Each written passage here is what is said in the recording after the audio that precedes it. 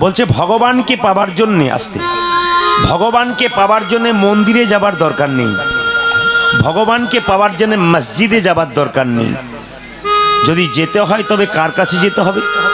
আপনি হাটে একটা গাভী কিনেছেন বাছুর সমেত, কিন্তু গাভীটাকে আপনি টেনে টেনে আনছেন, ও কিন্তু বাড়ি আসছে না। পণ্ডিত বলল আসবে, গাভীকে ডাকতে হবে না, বাচ্চাটাকে কোলে করে এগিয়ে যাও, গাভী বাচ্চার পেছন পেছন তোমার বাড়ি আসবে। ঠিক সেরকম বলছে মন্দিরে গিয়ে ভগবানকে ডাকছো, ডাকো, কিন্তু ভগবানকে যদি তুমি পেতে চাও, তুমি যদি নিজের দেহটাকে ভগবানের কাছে নিয়ে যেতে চাও, তাহলে আন লোকের সঙ্গে সঙ্গ করলে হবে না, ভক্ত বৈষ্ণবের সঙ্গ করে চলে যাও, দেখো ভগবানের কৃপা অবশ্যই অবশ্যই।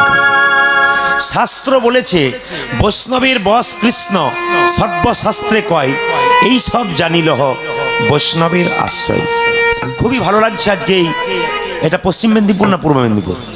পশ্চিম মেদিনীপুর। এই পশ্চিম, কালকে ছিলাম পূর্ব মেদিনীপুর মেচেদার কাছে হলদিয়া রোডে, আজকে এসছি কিন্তু পশ্চিম মেদিনীপুর। তো ওই জায়গাতেও কালকে দেখলাম প্রচুর ভক্ত বৈষ্ণব যারা কীর্তন গান শ্রবণ করলেন, শেষে প্রসাদ পেলেন, এবং প্রসাদ পাওয়ার সময় এত সুন্দর সুন্দর কথা বললেন প্রসাদ পেতে পেতে, যে শুনতে শুনতে মন জুড়িয়ে গেল। শুধু প্রসাদ পেলেই হয় না, শুরুতে একরকম, মধ্যস্থলে একরকম, আর শেষে একরকম, এত সুন্দর সুন্দর মধুর বাণী বললেন, মুগ্ধ হয়ে গেলাম, জীবন যেন আমার ধন্য হয়ে গেল। এই জন্যে ভক্ত বৈষ্ণবের পেছন পেছন আপনারা এসেছেন, গোবিন্দ কৃপা আপনাদের হবেই, গুরু কৃপা আপনাদের হবেই। তাই আসুন, যিনি কলিযুগের ভগবান তিনি হচ্ছেন গৌর হরি, নবদ্বীপের চাঁদ। তিনি যদি না আসতেন আমাদের মতো অধম জীব এই পথে আসতো না। তিনি এসেছিলেন জীবের দ্বারে কাঙাল বেশে, যে হরিনাম নিয়েছে তাকে তো দিয়েছে, আবার যে নেয়নি তাকে জোর করে করে দিয়েছে। আজকে তিনি দিয়েছিলেন বলেই তার চরণাশ্রিত হয়ে গোবিন্দ কৃপা পাবার জন্যে আমরা আজকে হরিবাসরকে ধন্য করতে পেরেছি। যে কর্তৃপক্ষই কীর্তন গান দিচ্ছেন তার এই মাটি আজকে বৈষ্ণব এবং ভক্ত পদধূলিতে ধন্য হয়ে গেল এই মাটি, এবং এই মাটি আপনার হরিবাসর তৈরি হয়ে গেল। আপনি পরপর 3 বছর তো করবেনই, সে যেমন করে হোক, কারণ 3 বছর অবশ্যই করতে হয়, বৈষ্ণবগণ জানেন। হরিনাম শুনলে কী লাভ হয় মা? 3টে জ্বালা দূর হয়। অনেকে প্রশ্ন করবেন জ্বালাগুলো কি কি, জেনে নিন। আদি ভৌতিক, আদি দৈবিক, আদি আধ্যাত্মিক। আদি ভৌতিক মানে কি? কুকুরে কামড়ালে একটা রোগ হয়, ওই রোগটার নাম জলাতঙ্ক রোগ। শাস্ত্র কি বলল? যিনি কৃষ্ণ নাম অমৃত বারবার পান করেন গোটা শরীরটা অমৃতময় হয়ে যায়। পাগলা কুকুরের বিষ তার শরীরে কোনোদিন কোনো কাজে লাগে না। ওই জন্য যে হরিনাম করবে বাবা, নাম অমৃতময় দেহ হয়ে যাবে, পাগলা কুকুরের বিষ তার শরীরকে কিছু করতে পারবে না। এই জন্যে সেই রোগ, জলাতঙ্ক রোগ আপনাদের কোনোদিন হবে না যদি কৃষ্ণ নাম অমৃত আপনারা পান করতে থাকেন। দ্বিতীয় জ্বালাটা কি? আদি দৈবিক। রাস্তা দিয়ে পেরিয়ে যাচ্ছেন মা, প্রচণ্ড বজ্রপাত হচ্ছে, দেখবেন সব জায়গায় বজ্রপাত হচ্ছে, সবার মাথায় বজ্রপাত হতে পারে, কিন্তু যিনি কৃষ্ণ নাম করেন তার মাথায় কোনোদিন বজ্রপাত হবে না। আর তৃতীয় জ্বালাটা কি? শরীরের মধ্যে কঠিন কঠিন রোগ। মায়েরা দেখবেন সংসারে যতক্ষণ পরিশ্রম করছেন, সংসার আপনাকে ভালোবাসছে, আপনার শরীর খারাপ হয়ে যায়, খাটে 10 দিন শুয়ে দিক, দেখুন কি হয়। বাড়ির লোক 10 দিন সেবা করবে, তারপর বলবে এবার গেলেই বাঁচি। নিবেদন আপনাদের কাছে, সংসারে যতদিন দেবেন ততদিন সংসার ভালোবাসবে, কিন্তু সংসারের সমস্ত কর্তব্য কর্ম করবেন, একটা কর্তব্য ভুলবেন না, গোবিন্দের নাম।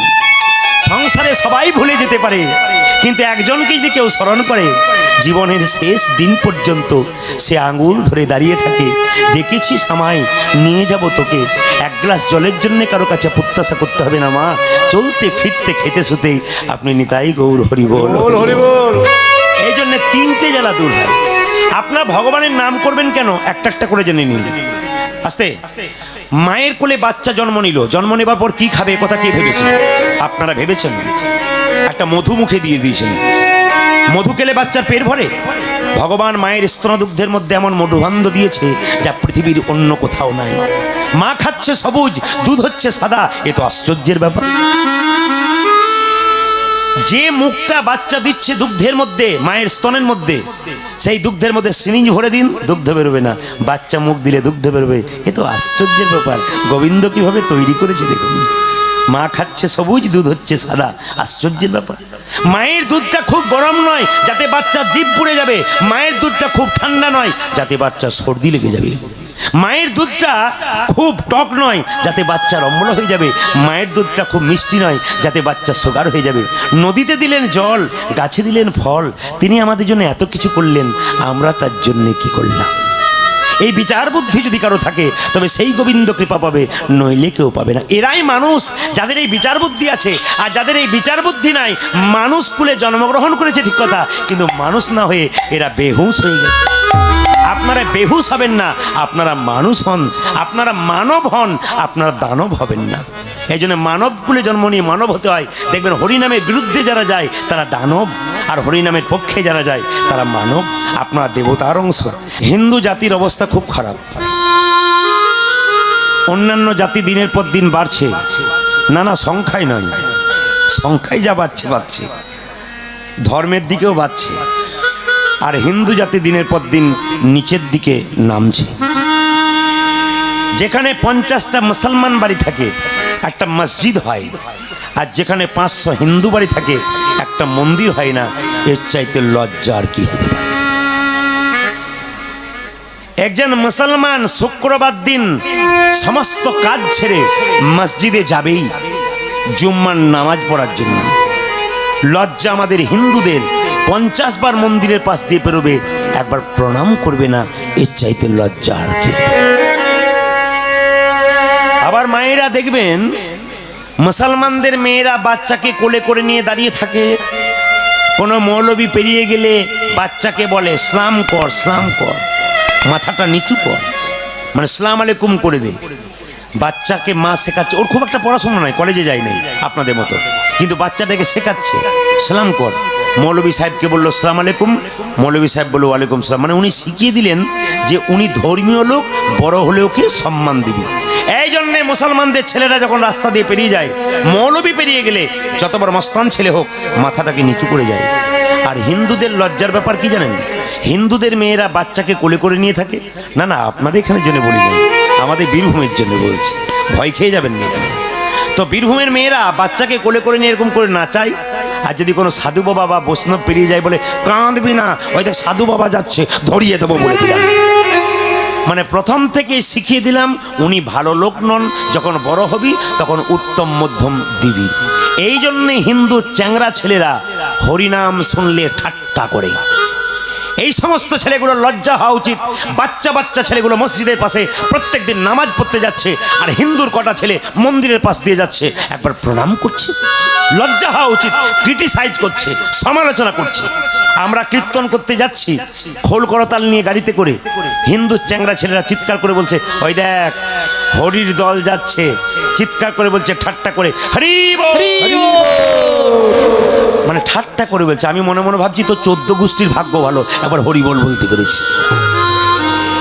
আরে আমরা গাছে তো আমরা ফলবে, আর আম গাছে তো আম ফলবে, আমরার বাচ্চা তো টক বাচ্চা হবে, আমের বাচ্চা পবিত্র বাচ্চা হবে। এই জন্য যেখানে হরিনাম হবে, যে সমস্ত লোক সমালোচনা করে ওর বাচ্চাগুলো কেমন তৈরি হবে? যে সমস্ত লোক সমালোচনা করে বেড়াবে তার বাচ্চাগুলো কেমন তৈরি করবে ও? নিবেদন আপনাদের কাছে, আপনি বাবা হয়েছেন, বাহ বাহ, আপনি ভালো বাবা হতে গেলে, ভালো বাচ্চা জন্ম দিতে গেলে আপনাকে ভালো বাবা হতে হবে। মায়ের কাছ থেকে বাচ্চা শেখে আচার, আর বাবার কাছ থেকে বাচ্চা শেখে বিচার। বাবা যদি হরিনাম না শোনে তাহলে বাচ্চার বিচার ভালো হবে কি করে? আর মা যদি কীর্তন না শোনে, ছেলেকে ধর্মীয় পথটা না শিখিয়ে দেয়, তবে বাচ্চার কাছ থেকে মা আচার শিখবে কি করে? এই জন্য হিন্দু সমাজ আস্তে আস্তে দিনের পর দিন নষ্ট হয়ে যাচ্ছে। তাই নিবেদন আপনাদের কাছে, বাঁচান হিন্দু সমাজকে, নইলে আর 10 বছর পর রাস্তা দিয়ে যখন পেরিয়ে যাবেন তখন দেখবেন একজন নিজেকে পরিচয় দিতে ভয় করবেন আমি হিন্দু। যে পরিস্থিতির মধ্যে আসছেন, আজকে একটা জয় শ্রীরাম বলতে গিয়ে যদি লাঠি খেতে হয়, তাহলে আমরা পরের বারে যখন জয় শ্রীকৃষ্ণ বলবো মাটিতে পুঁতে ফেলে দেবে, সন্দেহ নেই। তাহলে যে পরিস্থিতিতে আমরা পৌঁছাচ্ছি, আপনাদের কাছে নিবেদন রইল, রাজনীতির জায়গায় থাকবে, ধর্মনীতির জায়গায় থাকবে, দুটোকে মিশিয়ে দিলে কোনোদিন হবে না। তেলে জলে কোনোদিন মেশে না, তাই সেরকম রাজনীতি ধর্মনীতিকে একসঙ্গে মেশাবেন না। রাজনীতি, অন্যান্য জাতির লোক রাজনীতি করে, কিন্তু ধর্মের জায়গায় ওরা পাকা থাকে। লজ্জা হিন্দুদের, রাজনীতি করতে গিয়ে ধর্মটাকে বিসর্জন দিয়ে দেয়। সেই হিন্দুগুলোর আমার কাছে নিবেদন এইটাই যে কুকুরের মুখ দেখবেন, ওই সব লোকের মুখ দেখবেন না যারা রাজনীতি করতে গিয়ে ধর্মনীতিকে নষ্ট করে দেয়। তাই আপনাদের কাছে আমার বিশেষ নিবেদন রইল, যে যেখানে বসে আছেন এই হরিকথা কৃষ্ণ কথা শুনছেন, হিন্দু সনাতন ধর্মকে বাঁচান, বৈষ্ণবদেরকে সম্মান দিন, বৈষ্ণবদেরকে আদর করুন, দেখুন সংসার সুখের হয়ে যাবে। তাই নিতাই চাঁদ জীবের দ্বারে হরিনাম দিচ্ছে। মায়েরা বলুন, হরিনাম করলে সুখ হয় না দুঃখ হয়? আপনাদের কি মনে হচ্ছে সুখ হয়? বাহ, খুব ভালো কথা বলেছেন, তাহলে কাল থেকে সুখী হয়ে যাবেন সব। ঠিক ঠিক। তবে কালকে যেখানে গাইছিলাম পূর্ব মেদিনীপুর হতে পারে, কিন্তু সব জায়গায় জগাই মাথায় লোক দু একটা থাকে, আপনাদের এখানে নাই এ কথা বলা যায় না। কালকে এমন একজন জগাই মাথায় লোক এসেছে কীর্তন শুনতে, নিজেকে ঠিক রাখতে পারছে না, সে যিনি বাড়ির কর্তা গান করালেন তাকে 10 বালতি জল ঢালতে হলো, তবে উনি মাথায় থেকে মুক্তি পেলেন, আর তা আবার পাইপ দিয়ে দিতে হলো, তারপর শান্তি হলো। তো জগাই মাথায় দলের লোক অনেক আছে বাবা। কালকে একজন মাতাল, গান হচ্ছে, প্রচুর ভক্ত বসে আছে বৈষ্ণব, মাঝখানে এসে বলে, প্রদীপ বাবু আপনি তো লোককে খুব বোঝাচ্ছেন, আমাকে বোঝান তারপর আপনি যাবেন। আমি দেখলাম মাতাল বেটা মদ খেতে পারে কিন্তু তালে ঠিক আছে। এরা মাঝে মাঝে খুব তত্ত্ব কথা বলে। আমাদের দুর্গাপুজো হচ্ছিল, আমি দুর্গা মন্দিরে বসে আছি বন্ধুদের সঙ্গে, হঠাৎ একজন মাতাল রাস্তা দিয়ে পেরিয়ে যাচ্ছে আর প্রণাম করছে মা দুর্গাকে। প্রণাম করে কি বলছে দেখুন, মা তোর এই সাজগোজ তো 4 দিনের জন্য, তারপর তোকে তুলে নিয়ে,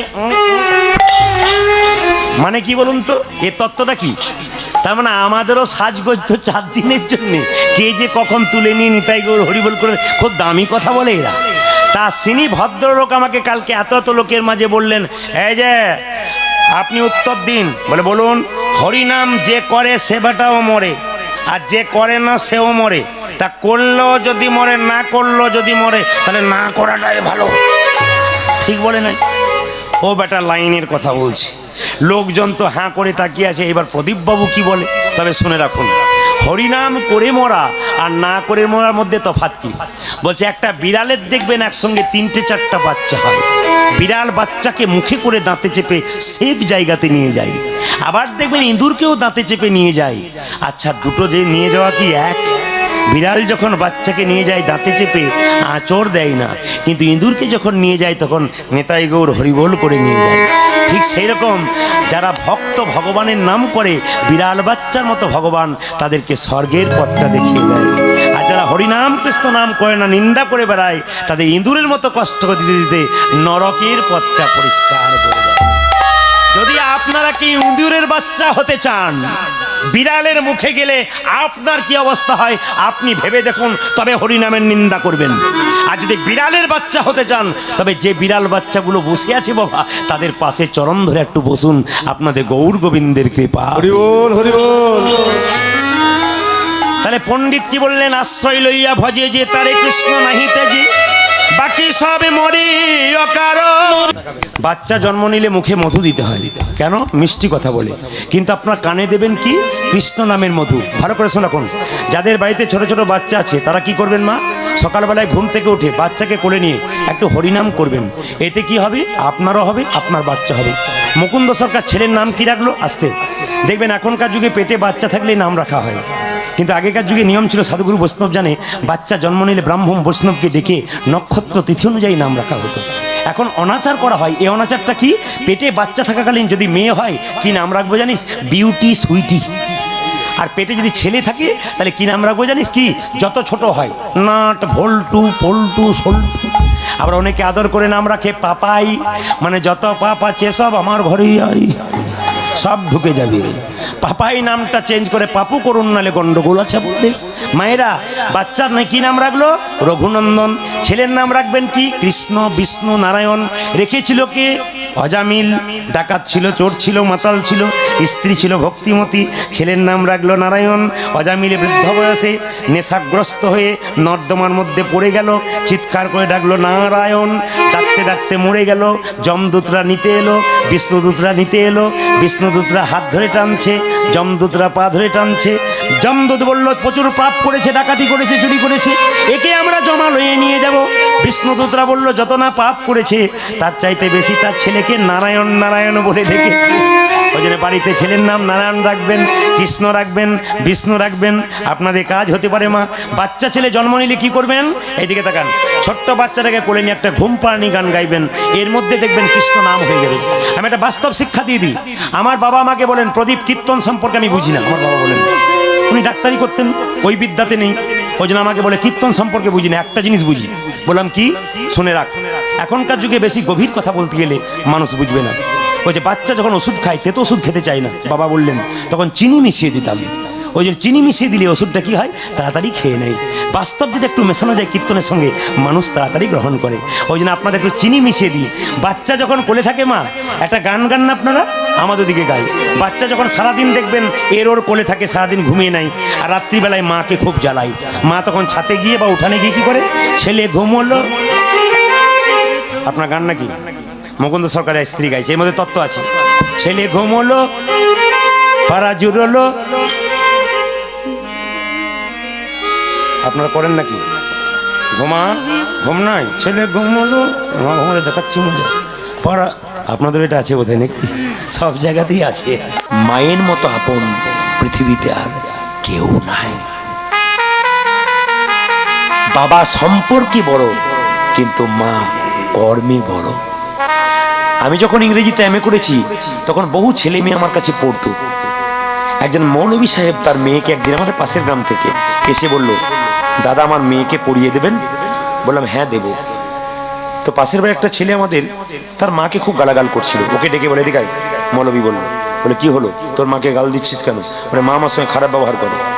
বলে শোন, बाप ने जन्म दिया उछली हुई पानी से, और माँ ने जन्म दिया अपना जान का कुर्बानी। बाबा तो दुदिन आनंद करेছে, কিন্তু যে মা পেটের মধ্যে বাচ্চা রেখেছে ও জানে বাচ্চা রাখা কত কষ্টের ব্যাপার। যে মেয়ের পেটে বাচ্চা থাকে বাড়ির সবাই ঘুমিয়ে যায়, কিন্তু মা ঘুমায় না।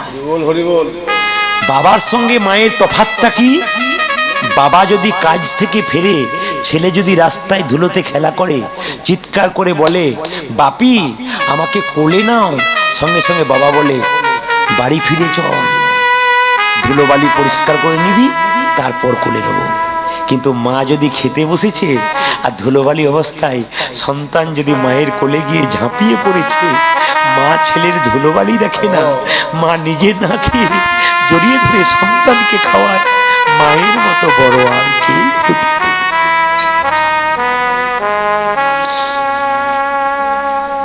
পেটের মধ্যে যখন বাচ্চা আসতে, যারা যেখানে কীর্তন শুনছেন মন দিয়ে শুনবেন, যদি বাড়িতে মা বেঁচে থাকে অনুভব করবেন আমার কথাগুলো কি অবস্থা করেছে মা। আপনি পৃথিবীতে দেখেছেন, এমনি দেখেননি। আপনার মা আপনার জন্য কি করেছে জানেন? সত্যি আসতে লক্ষ্য করুন।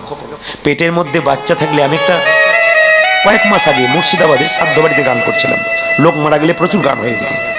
তো যে বাড়িতে আমাকে বাসা দিয়েছে, তার আস্তে আস্তে আস্তে আস্তে পেছনে গল্প নয়, যে বাড়িতে আমাকে বাসা দিয়েছে সেই বাড়ির পাশের বাড়িতে একটা মেয়ের পেটে বাচ্চা আছে।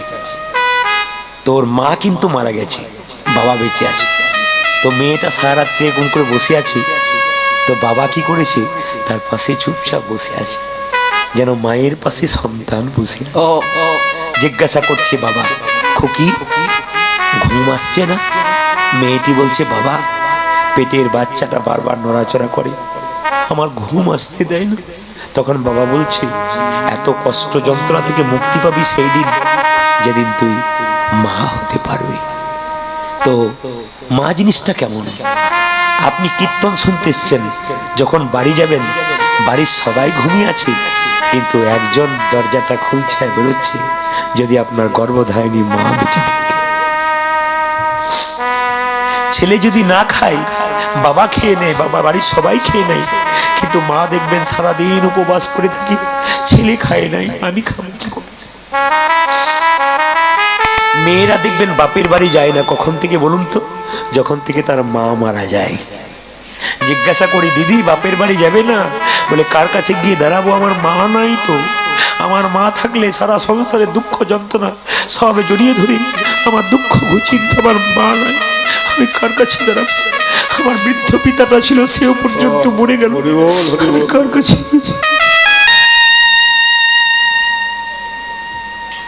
মায়ের মতো বৃহৎ জিনিস পৃথিবীতে আর হয়। আমাদের পাশের বাড়িতে একটা মেয়ে 25 বছর বয়স, 3 বছরের বাচ্চাকে রেখে শরীরে আগুন দিয়েছে। আমি রাত্রি 1টার সময় গান করে ঢুকলাম, দেখলাম বাড়ির কেউ নেই, দরজা খোলা। এত বড় দরজা, গাড়ি ঢুকে দরজা খোলা, বাড়িতে কেউ নেই, কি ব্যাপার? দেখলাম পাশের বাড়িতে হট্টগোল হচ্ছে। ড্রাইভারকে নিয়ে গেলাম পাশের বাড়ি, দেখলাম একটা 25 বছরের মেয়ে 3 বছরের বাচ্চাকে রেখে শরীরে আগুন দিয়েছে, সংসারে অশান্তি হয়ে মাংসগুলো খসে খসে পড়ছে।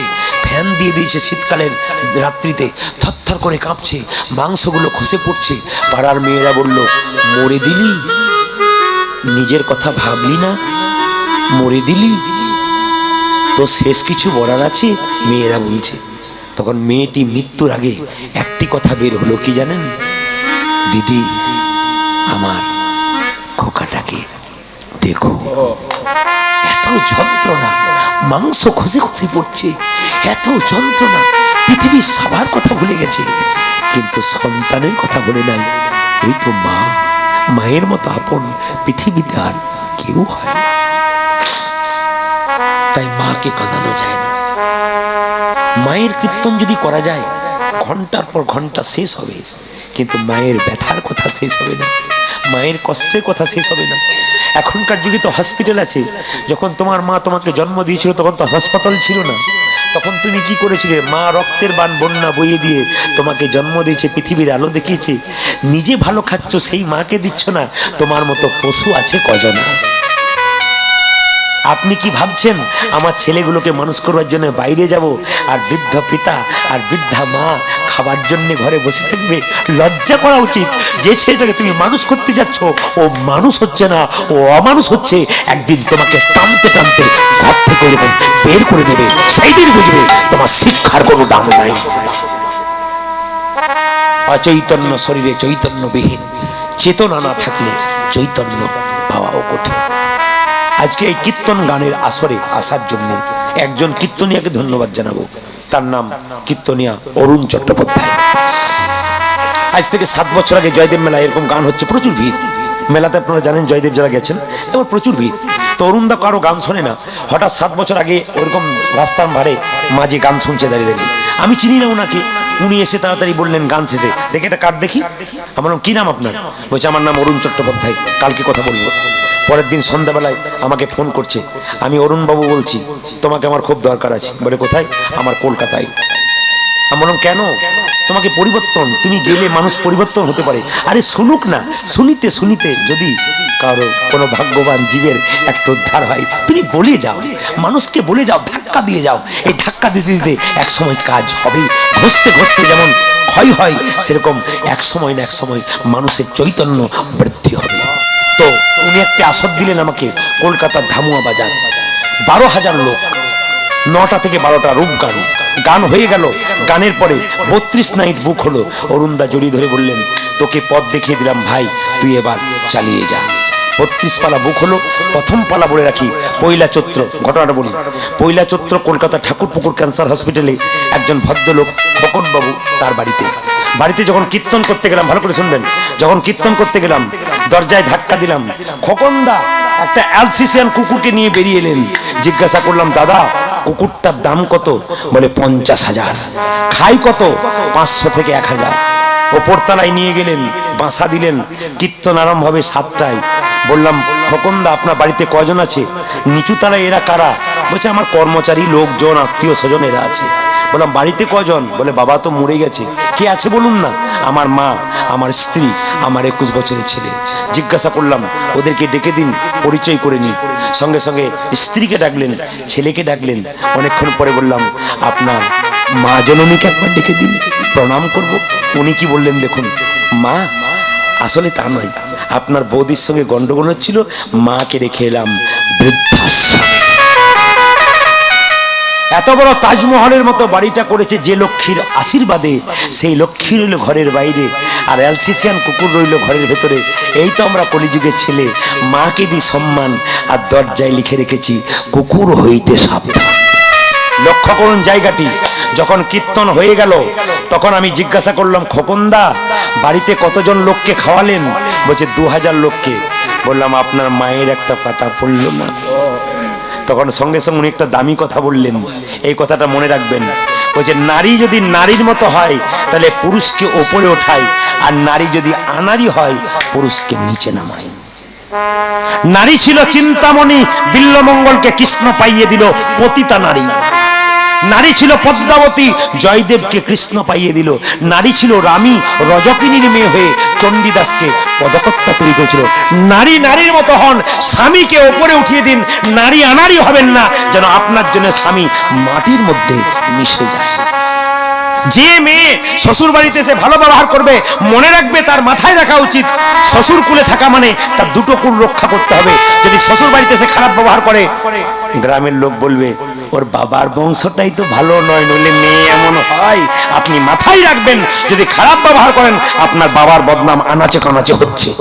আর যদি মেয়ে ভালো ব্যবহার করে, লোকে বলবে আসলে তা নয় গো, মেয়েটার বাবার বংশ ভালো, নইলে মেয়ে এত ভালো হয়। আপনি শ্বশুর কুলে ভালো ব্যবহার করুন, আপনার বাবার নাম হবে। আর যদি আপনি খারাপ ব্যবহার করেন, আপনার বাবার বদনাম আনাচে কানাচে হবে। যদি বাবার বদনাম চান, আপনি খারাপ ব্যবহার করবেন, আর যদি ভালো চান তাহলে আপনি ভালো ব্যবহার করবেন। লক্ষ্য করুন, কীর্তন হয়ে গেল। শ্রোতাবৃন্দ বললেন খোকন বাবু, প্রদীপ বাবুকে পরের বছর রাখবা করুন। খোকনদা বললেন পরের বছর দুরাত্রি হবে আপনার গান। ঠিক আছে, লিখে নিলাম। এক মাস, কীর্তন হবার এক মাস আগে ফোন করছে খোকনদা, দাদা কীর্তন হবে না। বলে কেন? আমার মা আজকে চলে গেলেন। বললাম কোথায়? মারা গেল দাদা। কোথা থেকে? বৃদ্ধাশ্রম থেকে না বাড়ি থেকে? আপনি আসুন, পরের বছর কথা বলবো। খুব কাঁদছেন। ঠিক আছে, রাখুন। ফোন রাখলো। এক বছর পর যখন গান করতে গেলাম, খোকনদা এদেরকে বাড়ির উপরে নিয়ে গেলেন। আর আমাকে কি করলেন জানেন? বাড়ির ভেতরে দরজাটাকে বন্ধ করে নিচু তারাই খোকনদা জড়িয়ে ধরে আর আমায় ছাড়ে না। কি হয়েছে বলবেন তো? আপনি তো আমার জামা ভিজিয়ে দিলেন। বলছে দাদা, আপনি তো বাস্তবকে নিয়ে গান করেন, একটি অনুরোধ আপনার কাছে। বলে কি? আমি হতভাগ্য খোকন, সারা জীবন গাড়ি বাড়ি টাকা পয়সা করলাম, কিন্তু আমার মাকে দুটো খেতে দিতে পারলাম না, মৃত্যুর আগে এক গ্লাস জল দিতে পারলাম না। বহু কীর্তনের আসরে আপনি যাবেন, কত হতভাগ্য খোকন আমার মতো আসবে যারা ভালো খায় কিন্তু মাকে দেয় না, বাবাকে দেয় না। ওদের একটু চৈতন্য ফিরিয়ে দেবেন যে তুইও তো বাবা হয়েছিস, একদিন আমার মতো তুইও পাবি না, তৈরি হয়ে থাক। ওদের চৈতন্য দিয়ে দেবেন। বললাম কি হয়েছে বলুন। বলছে বৃদ্ধাশ্রমে থাকাকালীন মা আমাকে দুটো শিক্ষা দিয়ে গেছে, বলবেন। শুনে রাখুন সবাই কান দিয়ে। বৃদ্ধাশ্রমে খোকনদার মা মরবে আর 2-4 দিন পর ফোন এলো, খোকন বাবু দেখে যান। আমি বললাম কে কে গেলেন? আমার স্ত্রী, আমার 21 বছরের ছেলে, আমি। গিয়ে কি করলেন? মাকে প্রণাম করলাম। আপনার স্ত্রী কি করছিল? আমার মায়ের পা দুটো ধরে কাঁদছিল। আমি বললাম জিজ্ঞেস করলেন না আপনার স্ত্রীকে যে আজকে কাঁদছো কেন, এতদিন ঝগড়া করেছো? জিজ্ঞেস করেছিলাম। কি গো এখন কাঁদছো কেন? আগে বুঝলে না? স্ত্রী কাঁদতে কাঁদতে একটি কথা বলেছিল, কি জানি একদিন হয়তো আমারও এইরকমই হবে। নিবেদন আপনাদের কাছে, যদি আপনাদের চৈতন্য থাকে, যদি আপনারা শিক্ষিতা হন, তবে চৈতন্য জাগিয়ে নিন, চেতনাটাকে ঠিক করে নিন, জীবন আপনাদের সুন্দর হবে। আমি আমার এলাকাতে দেখেছি যারা জোন খেটে খায়, 200 টাকা রোজগার করে, ওরা আপনাদের মতো বিদ্যা নাই কিন্তু বিবেক আছে, মা বাবাকে শাক ভাতও দেয়। ওরা জানে এরা জন্ম দিয়েছে, ওদের শিক্ষা নাই, ওদের বিবেক আছে। বহু শিক্ষিত মানুষ আছে, ওরা পড়াশুনো করেছে কিন্তু আসল জিনিসটা নাই, ওদের বিবেক নাই। এটাকে তৈরি করতে হবে, নইলে আপনাকেও ভোগ করতে হবে। জিজ্ঞাসা করলাম খোকন বাবু বলুন আপনার মা কি বলেছে? আমার মাকে বললাম মা তোমার শেষ ইচ্ছা কি? বলল খোকন তবে শুনে রাখ, আমি যখন মরে যাব বাবা, তখন বেনা গাছে মিষ্টি জল দিস না। বলে কেন? যে মা জীবিত থাকাকালীন ছেলের হাতে এক গ্লাস জল পেল না, মরার পরে বেনা গাছে মিষ্টি জল দিয়ে কি লাভ আছে? গাছটাকে কেটে জলে ভাসিয়ে দিবি, ওতে কোনো লাভ নাই। জীবিত অবস্থায় মাকে দিয়ে ওখানে দিলে তবে সার্থক, নইলে নয়। আর আমি যখন মরে যাব তখন বিরাট বড় প্যান্ডেল করে 2000 লোককে নিমন্ত্রণ করে খাওয়াবি না। বলে কেন? বলছে ওরা তো 2000 লোক খেয়ে চলে যাবে, 1 ঘন্টার জন্য বাহবা দেবে, কিন্তু মায়ের আত্মা কোনোদিন শান্তি পাবে না। বললাম মা তোমার আর শেষ ইচ্ছা কি? খোকনদা যেই না বললেন শেষ ইচ্ছা কি, তখন মা বললেন বাবা আর একটা ইচ্ছা আছে। বলে কি? বৃদ্ধাশ্রমে যে রুমটাতে আমি থাকি একটা ফ্যান দিয়ে দিবি। ফ্যানটা কার জন্যে? তুমি তো 2-4 দিন পরে মরে যাবে। মা কোনোদিন ছেলেকে অভিশাপ দেয় না। আমার মনটা কু গাইছে, বলে কি তোর তো ছেলেটা, তার যখন বিয়ে দিবি তখন তোদের দুজনকে এই রুমটাতে আসতে হবে, আগে থেকে ফ্যানের ব্যবস্থা। মায়ের মতো আপনার কেউ নাই। এইদিকে মায়েরা সবাই লক্ষ্য করুন, আস্তে তত্ত্বের মধ্যে কুরুক্ষেত্রের যুদ্ধ কতদিন হয়েছিল জোরে বলুন? 18 দিন। আচ্ছা, যুদ্ধের যিনি শিরোপতি, যিনি যুদ্ধপতি, তিনি কে? ভগবান।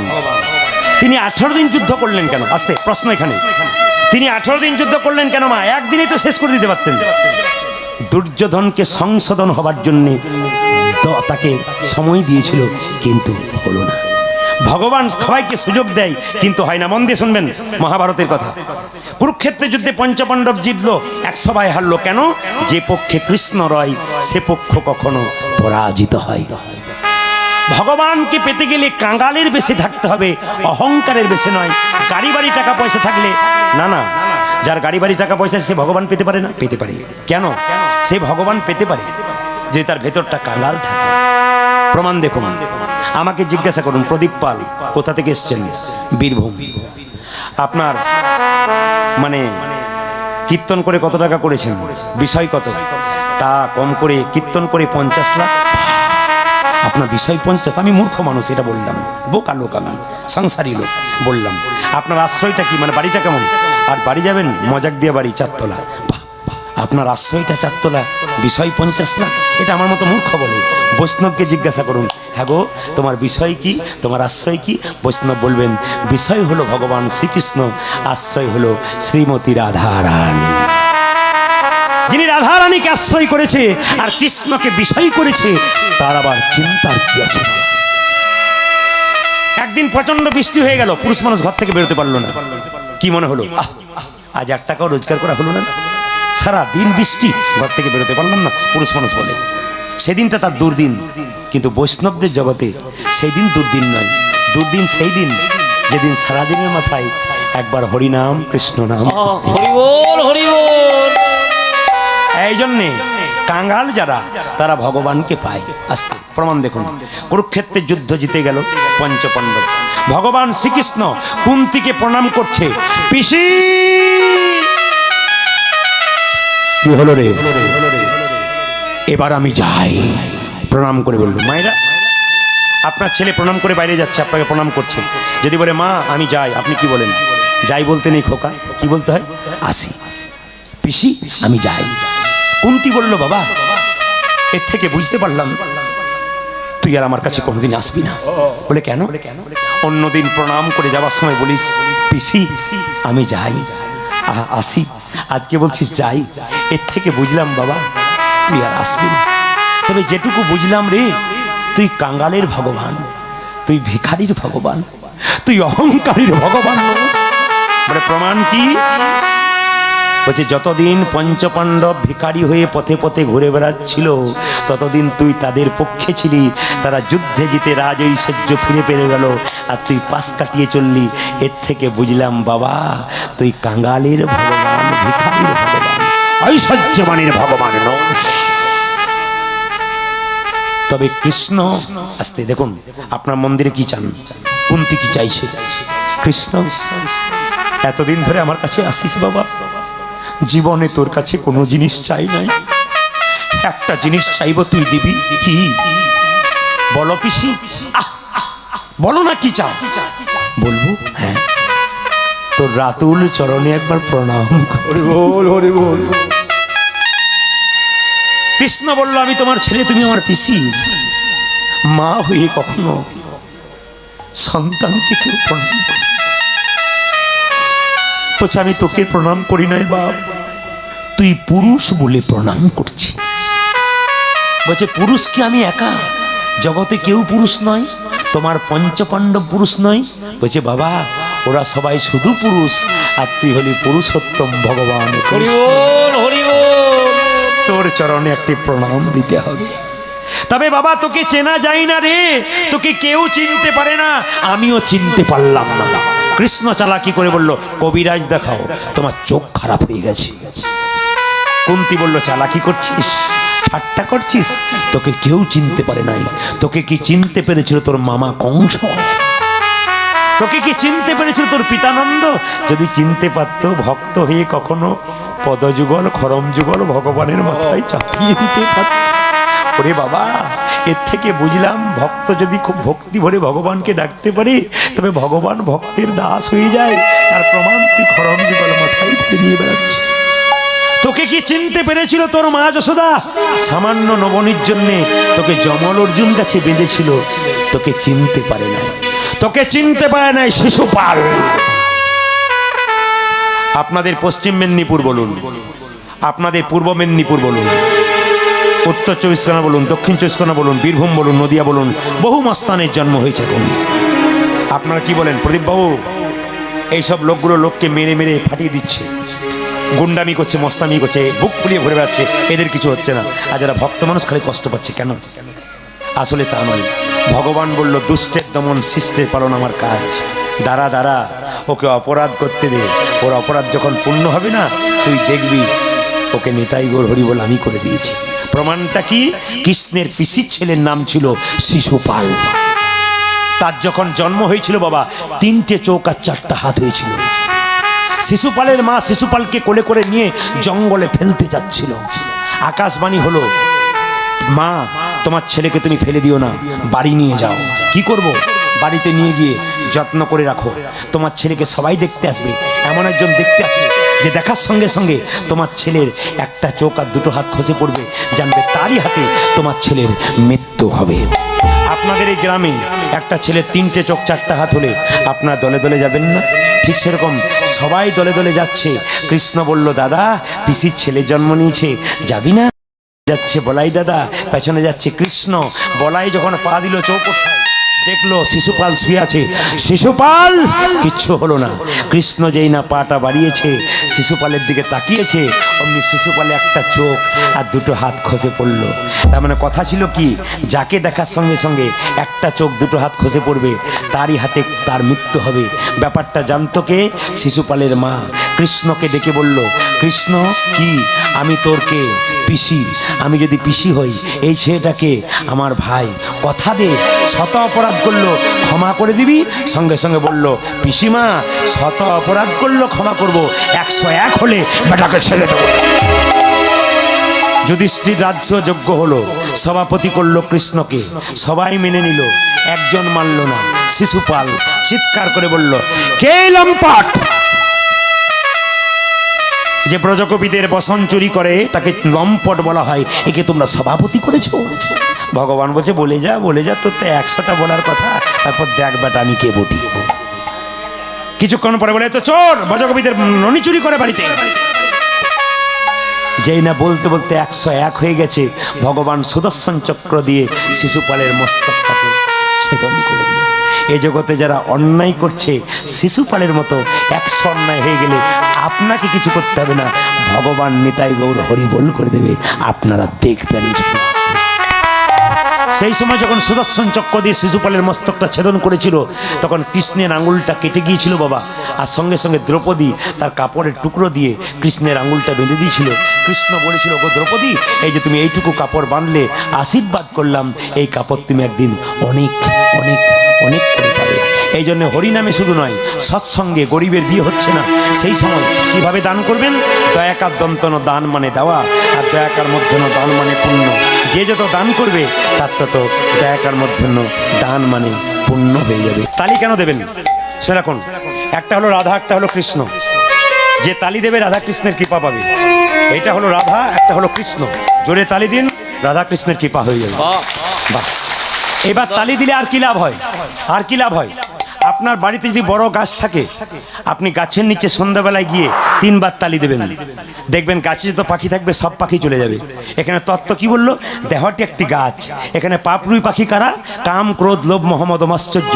এই পাপড়ুই পাখিগুলো সব উড়ে যাবে যদি কেউ দেহরূপী গাছে একবার নিতাই গৌর হরি বল বলে তালি দিতে পারে। এই দিকে তাকান, ছোট ছোট তত্ত্বগুলো বর্ণনা করে দিই আস্তে, কিছু মনে করবেন না। তালি সবাই দিচ্ছেন, কেউ বাদ দেননি, দেবেন মাঝে মাঝে। এই ভাষণ রাখুন, মুকুন্দ সরকার, নরহরি সরকার 2 ভাই মিলে চুপচাপ বসে আছে। যখন বসে আছে তখন তাড়াতাড়ি মুকুন্দের জন্যে মহাপ্রভু শিবাসকে বলল, এই শিবাস, কি ওদের মধ্যে যে ছোট ভাই তাকে বলে দাও সে আমার সঙ্গে সারা জীবন কীর্তন করবে, আর যে বড় ভাই তাকে বলে দাও সে আমার 100 জন্ম সঙ্গ পাবে না। আপনার 2 ভাই মিলে কীর্তন শুনতে এলেন, একজন কৃপা পেলেন, একজন পেলেন না। যে পেল তার তো আনন্দ হলো, যে পেল না তার কি হলো বাবা? দুঃখ হয়ে গেল। এই জন্য নিবেদন আপনাদের সামনে, যখন যেই না শ্রীবাস এসে বলল তোমাদের মধ্যে ছোট ভাইকে, এই যে কি নাম? আমার নাম একগে নরহরি সরকার। ও, আমার মহাপ্রভু বলেছে তুমি মহাপ্রভুর সঙ্গে সবসময় কীর্তন করবে, সঙ্গে সঙ্গেই থাকবে। বলছে তাহলে বড় ভাইকে? আগে আমি তোকে টেনে নিয়ে এলাম। আমার জন্য প্রভু কি বলেছে? প্রভু বলেছে তুমি 100 জন্ম সঙ্গ পাবে না। সঙ্গ পাবে না। যেই না বলেছে 100 জন্ম সঙ্গ পাবে না, পাবে না। ওই সঙ্গে সঙ্গে বড় ভাই মুকুন্দ সরকার নাচতে শুরু করেছে, জয় গৌর, জয় গৌর, জয় গৌর। শ্রীবাস সঙ্গে সঙ্গে বলল, মুকুন্দ, প্রভু তোমাকে বললো 100 জন্ম সঙ্গ পাবে না।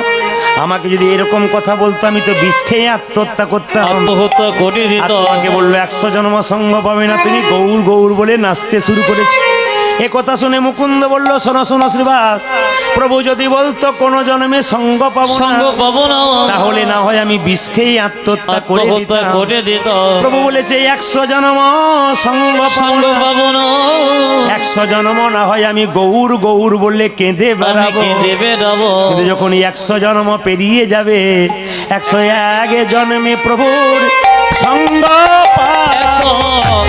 জন্মে প্রভু সঙ্গ পাবো। দেখুন 3 ঘন্টার কীর্তন শুনতে এসে কতজন উঠবে বসবে, আবার কতজন দেখবেন সোজা হয়ে বসতে পারে না। আপনাদের এখানে বিভিন্ন জায়গায় কীর্তন শুনতে এসেছেন, উনি হাতটাকে এক হাতে চার দিয়ে এরকম করে বসেছেন।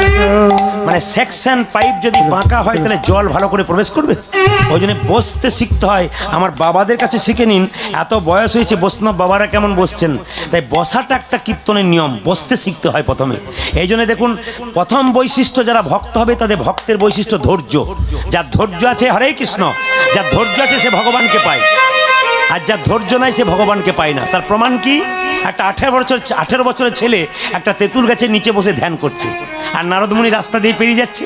নারদকে জিজ্ঞাসা করলো, ও মুনিবর কোথায় চললে? বলে বৈকুণ্ঠে। কার কাছে? ভগবানের কাছে। জিজ্ঞেস করে এসো, আমি তেঁতুল গাছের নিচে ধ্যান করতে বসছি, কতদিন পরে ভগবানকে পাবো? নারদ গিয়ে ভগবানকে বলো, প্রভু তোমার এক ভক্ত 18 বছর বয়স তেঁতুল গাছের নিচে ধ্যান করছে, তা কতদিন পরে তোমাকে পাবে? ভগবান বলল, নারদ বলে দাও গিয়ে। বলে কি? বলে দাও যে তেঁতুল গাছে যত পাতা আছে ততবার পৃথিবীতে আপ ডাউন করতে হবে। মানে তেঁতুল গাছে যত পাতা আছে ততবার পৃথিবীতে আসা যাওয়া করতে হবে। এখন নারদ এসে বললো, এই যে ছেলে, বলে কি? ভগবানের কাছে গিয়েছিলাম। কি বলেছে? বলে তেঁতুল গাছে যত পাতা আছে ততবার আপ ডাউন করতে হবে।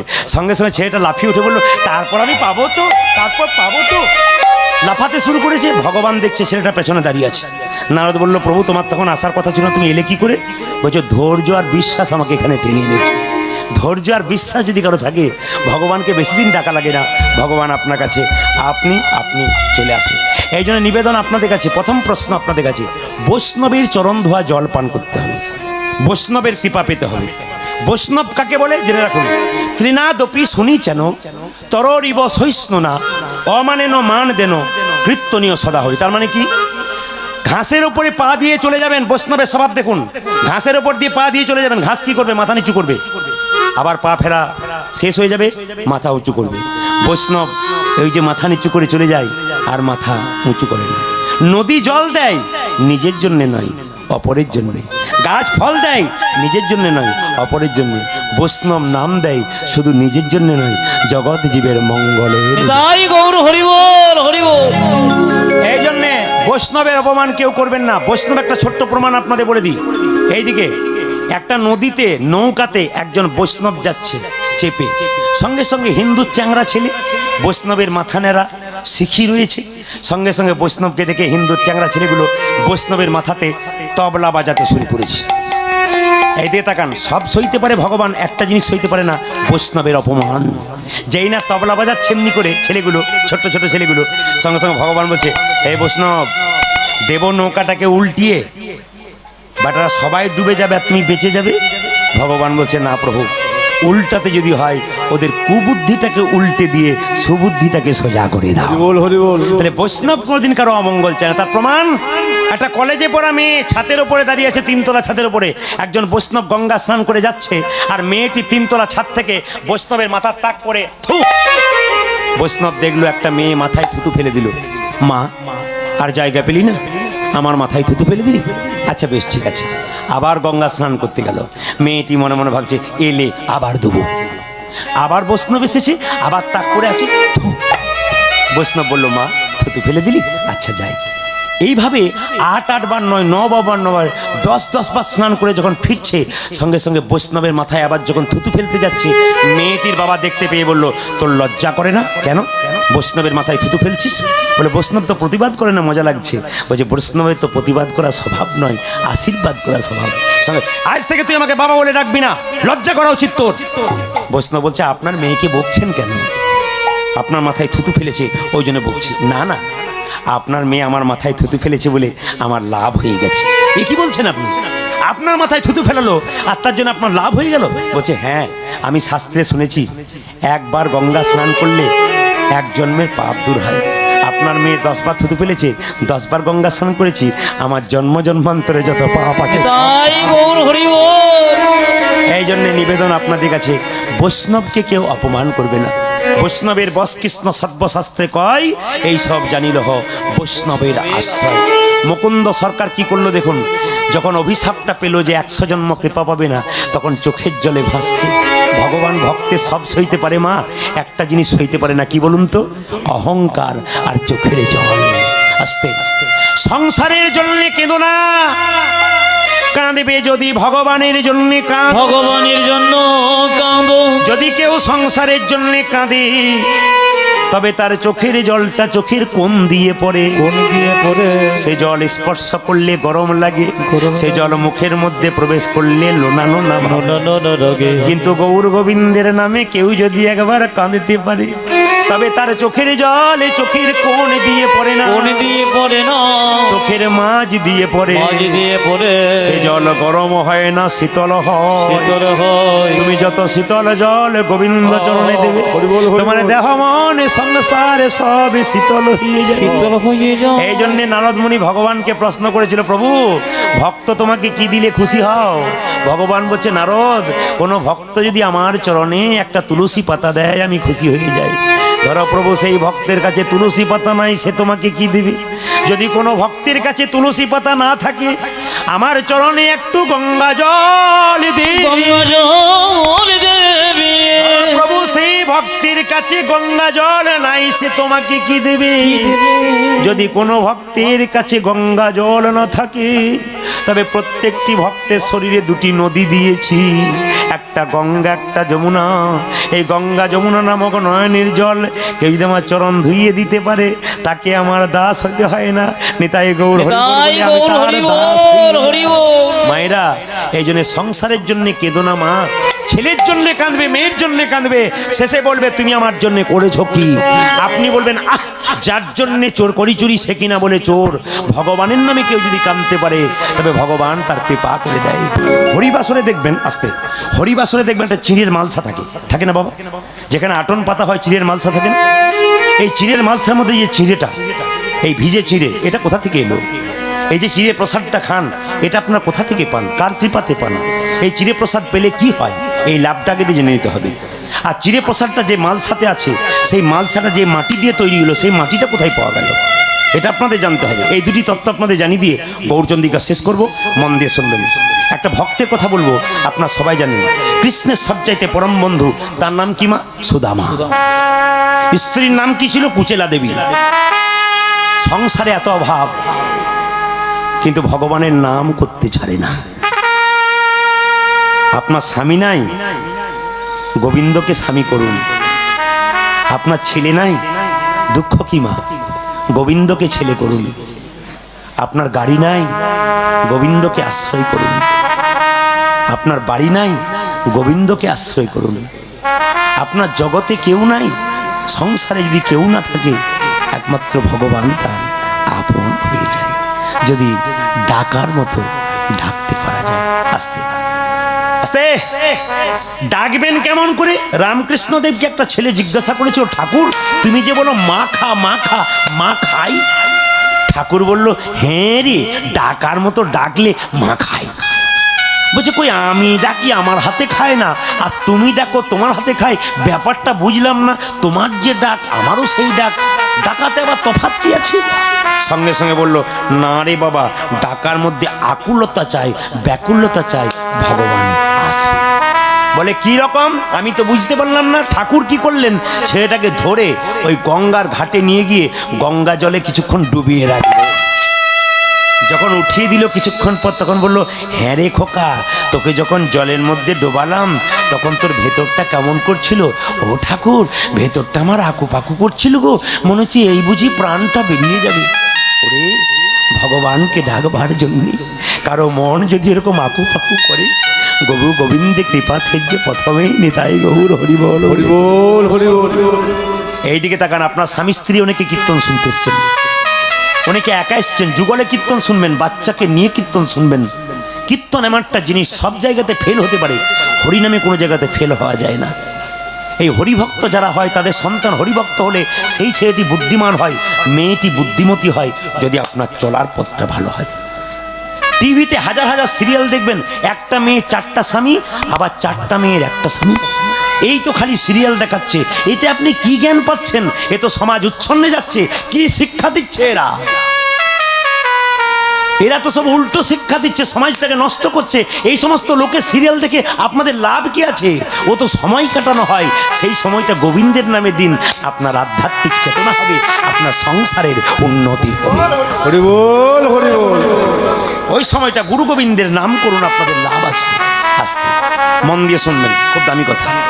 সুদামা আর কুচেলা দেবী, আস্তে, এত অভাব মা, একবেলা খেতে পাই, একবেলা খেতে পাই না। স্ত্রী কুচেলা দেবী বলল, স্বামী, এতদিন শুধু কৃষ্ণ কৃষ্ণ করে দিলাম, তোমার কাছে আমার একটা প্রশ্ন বারবার জাগে, কিন্তু জিজ্ঞেস করতে পারি না। বলে কি? যে ভগবানের নাম করে তার এত কষ্ট হয় কেন? যে গোবিন্দের নাম করে সে বারবার এত কষ্ট পায় কেন? লোকে গাড়ি করছে, বাড়ি করছে, সব কিছু করছে, আমরা ভিখারি রয়ে গেলাম, গোবিন্দ আমাদের ভিখারি করলেন। সুদামা একটা দামি কথা বললেন তার স্ত্রীকে, যে পড়াশুনো করে সেই তো পরীক্ষা দেয়। হরে কৃষ্ণ। যে ভগবানকে ডাকে তাকেই তো পরীক্ষা দিতে হয়। আপনি সোনা বিক্রি করবেন স্বর্ণকারের কাছে, স্বর্ণকার আপনাকে পরীক্ষা করে দেখবে না এই সোনার মধ্যে কতটা খাদ আছে, কতটা সোনা আছে। আপনি ভক্তি সোনা গোবিন্দ চরণে দেবেন, ভগবান আপনাকে পরীক্ষা করে দেখবে না আপনি ভক্তি সোনাটা দিয়েছেন তার মধ্যে কতটা খাদ আছে, কতটা ভক্তি আছে। স্ত্রী বলল, স্বামী, কৃষ্ণ নাকি তোমার বন্ধু, সে নাকি দ্বারকার রাজা। তা বন্ধু যদি রাজা হয়, একবার বন্ধুর কাছে যাও, তোমার অভাবের কথা বলো, হয়তো বা তোমার বন্ধু তোমার অভাব মিটিয়ে দিতে পারে। সুদামা বলল, আমি সেরকম ভক্ত নই, আর আমার কৃষ্ণ তেমন বন্ধু নয়। সবাই জেনে নিন মায়েরা, মন্দিরে যান, গাড়ি বাড়ি টাকা পয়সা ধন দৌলত চান, এটা ভক্তের স্বভাব নয়। ভক্ত যদি কাই মনে কোনো বাঞ্ছা করে, ভগবানের সাধ্য নাই, সেই বাঞ্ছা নাই পড়ে। ভক্ত ভগবানের কাছে গাড়ি বাড়ি চাই না, প্রেম আর ভক্তি চাই। এই জন্য কোনোদিন মন্দিরে কিছু চাইবেন না। যে চাই সে সামান্য পায়, আর যে চাই না সে এত পায়, ভাবতেই পারে না। ওই জন্য মন্দিরে চাইতে নাই, যারা পাকা পাকা ভক্ত মন্দিরে চাই না। ছেলে যদি বারবার মায়ের কাছে ছুটে আসে, বুঝতে পারে ছেলে কেন এসেছে। বাবার কাছে বারবার এলে বাবা বুঝতে পারে কেন ছেলে বারবার এসেছে। তে তো অন্তর্যামী ভগবান, তিনি তো আপনার দুঃখের কথা জানেন। আবার নতুন করে কি জানাবেন? আমার ছেলেকে পাস করে দাও, আমার স্বামীর চাকরি করে দাও, আমার স্বামীর ব্যবস্থা করে দাও, এটা বলবে কেন তুমি? সে তো অন্তর্যামী, সে তো সব কিছু জানতে পারছে। শুধু গিয়ে ভক্তি দাও। ব্যাংকে টাকা জমা দিলে তার সুদ পাওয়া যায়, গোবিন্দের কাছে ভক্তি দিলে তার কৃপা সম্পদ পাওয়া যায়। আপনারা ভক্তি সম্পদ গোবিন্দ চরণে দিন, আপনার কৃপা সম্পদ অবশ্যই লাভ করবেন। সুদামা বলল, যেতে পারি, কিন্তু কিছু চাইব না। কুচেলা দেখলো, চাইতে হবে না, একবার তো যাবে, গেলে দাঁড়ালেই তো কৃষ্ণের কৃপা হয়ে যাবে। তাই বললো, হ্যাঁ গো, অনেকদিন পরে বন্ধুর কাছে গেলে কিছু নিয়ে যেতে হয়। বলো বলো, তোমার বন্ধু কি খেতে ভালোবাসে? আমার বন্ধু চিড়ের নাড়ু খেতে ভালোবাসে। এই চিড়ের নাড়ু তুমি যদি দিতে পারো তবে বন্ধুর কাছে যাব। মায়েরা, কুচেলা দেবী চার পাড়াতে ভিক্ষা করতে করতে 4 মুষ্টি শুকনো চিড়ে পেল মা, কিন্তু গুড় পেল না। আস্তে এদিকে তাকাবেন, গুড় পেল না। স্ত্রী বলল, স্বামী, চিড়ে দিলাম কিন্তু গুড় পেলাম না। কৃষ্ণের জন্য সুদামা মনে মনে ভাবছে, আরে চিড়ে নাইবা পেলাম, শুকনো চিড়েগুলো তো নিয়ে যাই। গুড় নাইবা পেলাম, শুকনো চিড়েগুলো তো নিয়ে যাই। লোকে আমার বন্ধুকে সোনার থালায় রূপোর থালায় কত পায়েস খাওয়ায়, আমি শুকনো চিড়ে কেমন করে তুলে দেবো? না না, আমি গিয়ে দেখাবো না, আমি বগল দাবা করে নিয়ে যাব। যদি আমাকে জিজ্ঞেস করে নাছর বান্ধা হয় তখন আমি দেখাবো। সুদামার পায়ে কাটা ফুটলো। একটা কথা জেনে রাখবেন, খুব ভালো কথা, ভক্তের অঙ্গে কেউ যদি আঘাত করে, সেই আঘাত ভগবানের অঙ্গে দ্বিগুণ লাগে। আমাদের সমাজে কিছু মূর্খ ব্যক্তিকে জেনে রাখা উচিত, যারা সাধুগুরু বৈষ্ণব দেখলে অপমান করে ওই লোককে জানিয়ে দেবেন, বৈষ্ণবকে অপমান করলে যত না বৈষ্ণবের লাগে তার চাইতে দ্বিগুণ ভগবানের অঙ্গে লাগে। হরি বল হরি বল। তুমি বৈষ্ণবকে অপমান করছো না, তুমি ভগবানকে অপমান করে দিচ্ছ। হরিদাসের শরীরে 22 বাজারে বেত্রাঘাত করেছিল, যত না হরিদাসের অঙ্গে লেগেছে তার চাইতে আরো বেশি মহাপ্রভুর অঙ্গে লেগেছে। উন্নি খুলে দেখিয়ে দিয়েছিল, দেখ হরিদাস তোর জন্য আমার কত যন্ত্রণা। সুদামার পায়ে কাটা ফুটেছে, কৃষ্ণ দ্বারকা সিংহাসনে বসে আছে, একদিকে রুক্মিণী একদিকে সত্যভামা। স্বামী তোমার পায়ে রক্ত কেন? কাটা ফুটেছে সুদামার অঙ্গে, আমার অঙ্গে ব্যথা। যেই না সুদামা ছুটে গেল কৃষ্ণ কৃষ্ণ বলে, দেখুন মায়েরা সবাই লক্ষ্য করুন, কৃষ্ণ সিংহাসন থেকে নেমে এসে সুদামাকে হাতে ধরে নিয়ে গিয়ে বললো, এই সুদামা তুই বহুদিন পরে এসেছিস, দেখ দেখ আমি জানি তুই আসবি, আমার বন্ধুকে পেয়ে আমার কি আনন্দ, আই তোকে বসাবো। কোথায় বসালো? কৃষ্ণ নিজের সিংহাসন ছেড়ে দিয়ে সুদামাকে সিংহাসনে বসিয়ে দিল। রুক্মিণী সত্যভামাকে বলল, রুক্মিণী সত্যভামা সোনার পাত্রে একটু জল এনে দাও। কি করবে? দরকার আছে। রুক্মিণী সত্যভামা সোনার পাত্রে জল এনেছে, দেখলো কি কৃষ্ণ নিজের হাতে সুদামার পা দুটো ধুইয়ে দিচ্ছে। মনে মনে ভাবছে, সুদামারি সুদামারে এই জগতে ভক্ত আমার চরণ ধুইয়ে দেয়, চরণে ধুইয়ে দেয়, তাতে আমি বুঝতে পারি না ভক্ত চরণ ধুইয়ে কতখানি আনন্দ পেয়ে হরি বল হরি বল। আমি তো কোনোদিন ভক্ত হতেই পারি না, ভক্ত হতে পারি নাই, তাই ভগবান হয়ে ভক্তের চরণ ধুইয়ে দিয়ে অনুভব করব অনুভবই করিব ভক্ত আমায় কতখানি ভালোবেসে আনন্দ পায়। বারবার চরণটা ধুইয়ে দিচ্ছে, কিছুক্ষণ পরে বলছে, হ্যাঁ রে সুদামা, কি বন্ধুর কাছে এলে কিছু নিয়ে আসে, তুই কিছু নিয়ে আসিস নি? আমি তো গরিব লোক, ভিখারি মানুষ, আমি কি আনবো ভাই? আমি জানি তুই কিছু না এনে থাকতে পারিস না, আমি তো জানি। আমি চিড়ের নাড়ু খেতে ভালোবাসি, সে তো তুই ছোট থেকে জানিস। ওই চিড়ের নাড়ু চুরি নিয়ে গুরু মায়ের কাছে একটু গন্ডগোল হয়েছিল, তুই তো সব জানিস। আমি যে চিড়ের নাড়ুর পাগল, আমি চিড়ের নাড়ু খেতে ভালোবাসি, দে। না আমি আনিনি, দে বলছি। তুই বগল দাবা দিচ্ছিস কি? বল কি এনেছিস? দেখলো বগল দাবা দিচ্ছে, সঙ্গে সঙ্গে কৃষ্ণ কেড়ে নিয়ে দেখলো সুদামা শুকনো চিড়ে এনেছে। কৃষ্ণ মনে মনে ভাবছে, সুদামারি সুদামারে লোকে আমায় সোনার থালাই রূপোর থালাই কত পায়েস খাওয়া, কত পায়েস খাওয়ায়, কিন্তু সুদামারে তুই আমার জন্য শুকনো চিড়ে এনেছিস। ওরা মিষ্টি খাইয়ে খাইয়ে জীবটাকে নিরস করে দিয়ে। নিরসি করে আহ, তুই আমার জন্য শুকনো চিড়ে এনেছিস, কত আমায় ভালোবাসিস রে। ও মা, শুকনো চিড়েগুলো যাতে গলায় না লেগে যায় তার জন্য তুই আবার ভিজিয়ে এনেছিস।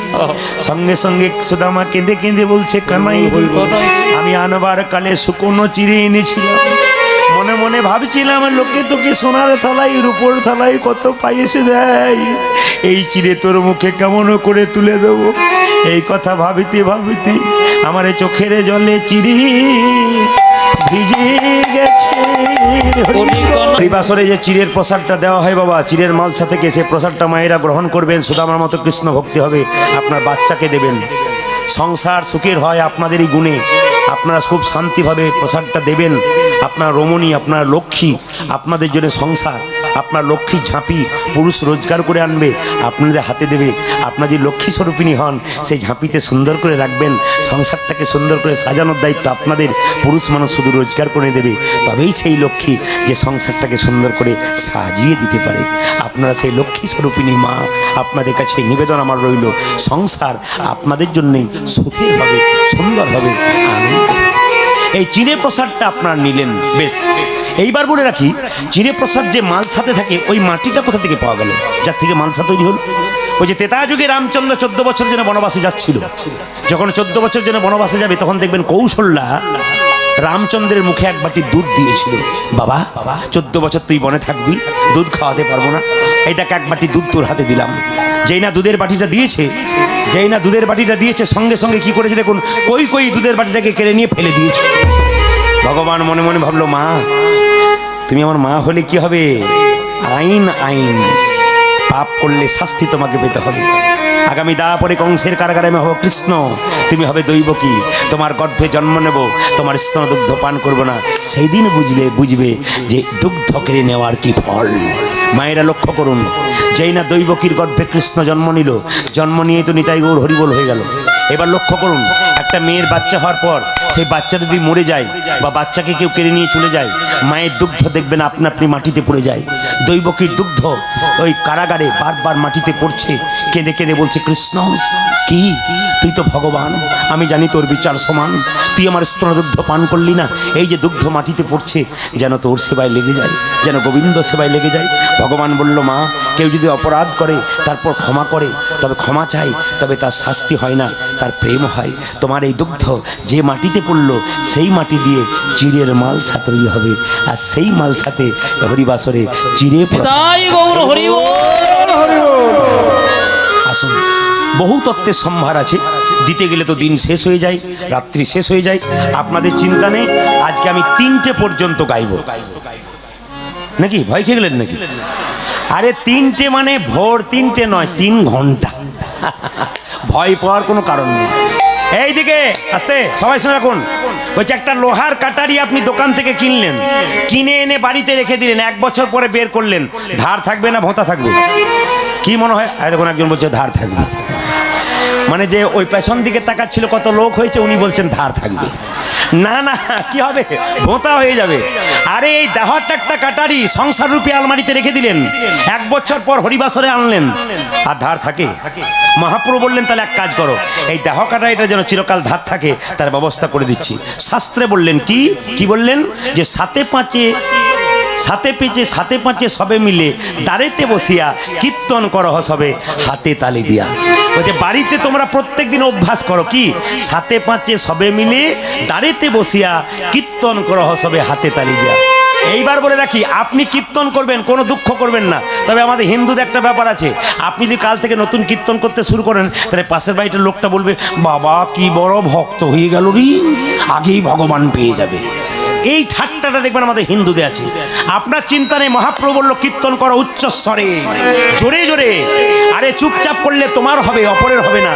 আর যে জোরে জোরে করবে তার হবে, আর যে শুনবে তারও হয়ে যাবে। আর আপনি যদি জোরে জোরে কীর্তন করেন, যে লোকটা ঠাট্টা করছিল সে দেখবেন আপনার পাশে একদিন দাঁড়িয়ে হাত তুলে হরি বল বলতে শুরু করেছে। মুকুন্দ সরকারের স্ত্রী প্রত্যেক দিন স্নান করে তুলসী গাছে জল দিত। আস্তে, আপনার সব তুলসী গাছে জল দিন তো? আচ্ছা, কে দিন হাত তুলুন তো? বাহ, সবাই দিন। আর 2-4 জন তুললো না বলে অত দরকার নাই, আমাদের বাড়িতে একজন দেয়, ওতে আমাদের হয়ে যায়। আস্তে, এইদিকে তুলসী মন্দিরে জল দেওয়ার নিয়মটা দেখুন। এই যে বাতাসা নিয়ে যাবেন আপনারা, তুলসী মন্দিরে জলটা দেবেন। তা কিভাবে দেবেন? নিয়ম আছে, এমনি হয় না। ওই যে যার বাড়িতে তুলসী মন্দির তার বাড়িটা ভগবানের বাড়ি, আর যার বাড়িতে তুলসী মন্দির নেই তার বাড়িটা জমের বাড়ি। তুলসী মন্দির বাড়ি ঢুকতে ডান দিকে হবে, এইখানে আপনাদের গন্ডগোল। পূর্ব মেদিনীপুর, পশ্চিম মেদিনীপুরে মানুষ তুলসী মন্দির দেখবেন বাড়ি ঢুকতে বাঁ দিকে করেছে। কারণ প্রায় জায়গাতে আমাকে একই কথা বলে, দাদা আমাদের বাঁ দিকে হলো, আপনি ডান দিকে বললেন কেন? কোন বইতে পেলেন? বইটার নাম তো বলবো। তার আগে আপনাদের বলি, যদি আপনারা জ্ঞানীজন হন, যখনই বাড়ি তৈরি করবেন তখন পণ্ডিত দিয়ে বাড়ি তৈরি করান, জ্যোতিষ দিয়ে ভালো করে বাড়িটা দেখা করান, কোন কোণে কোন কি হয়ে আছে সেগুলো একটু দেখাতে হয়, তারপর বাড়ি তৈরি করতে হয়। এই নিয়ম। আমার দিকে তাকাবেন ভালো করে। আস্তে, তুলসী মন্দির বাড়ি ঢুকতে ডান দিকে। আপনি গয়াকাশী বৃন্দাবন চলে যান, যে কোনো মন্দিরের ডান দিকে তুলসী মন্দির হয়, দেখে নেবেন। শাস্ত্রে বলছে তুলসী মন্দির ডান দিকে করতে হয়। কোন শাস্ত্র? বইটার নাম বলে দিই, বইটার নাম কৃষ্ণ রস তত্ত্ব মঞ্জুরি, বৃন্দাবন দাস ঠাকুরের লেখা। মাত্র 35 টাকা দাম, 65 পাতা, 40 পাতার উপর পরিষ্কার করে লেখা আছে তুলসী মন্দির রচনা করার নিয়মাবলী।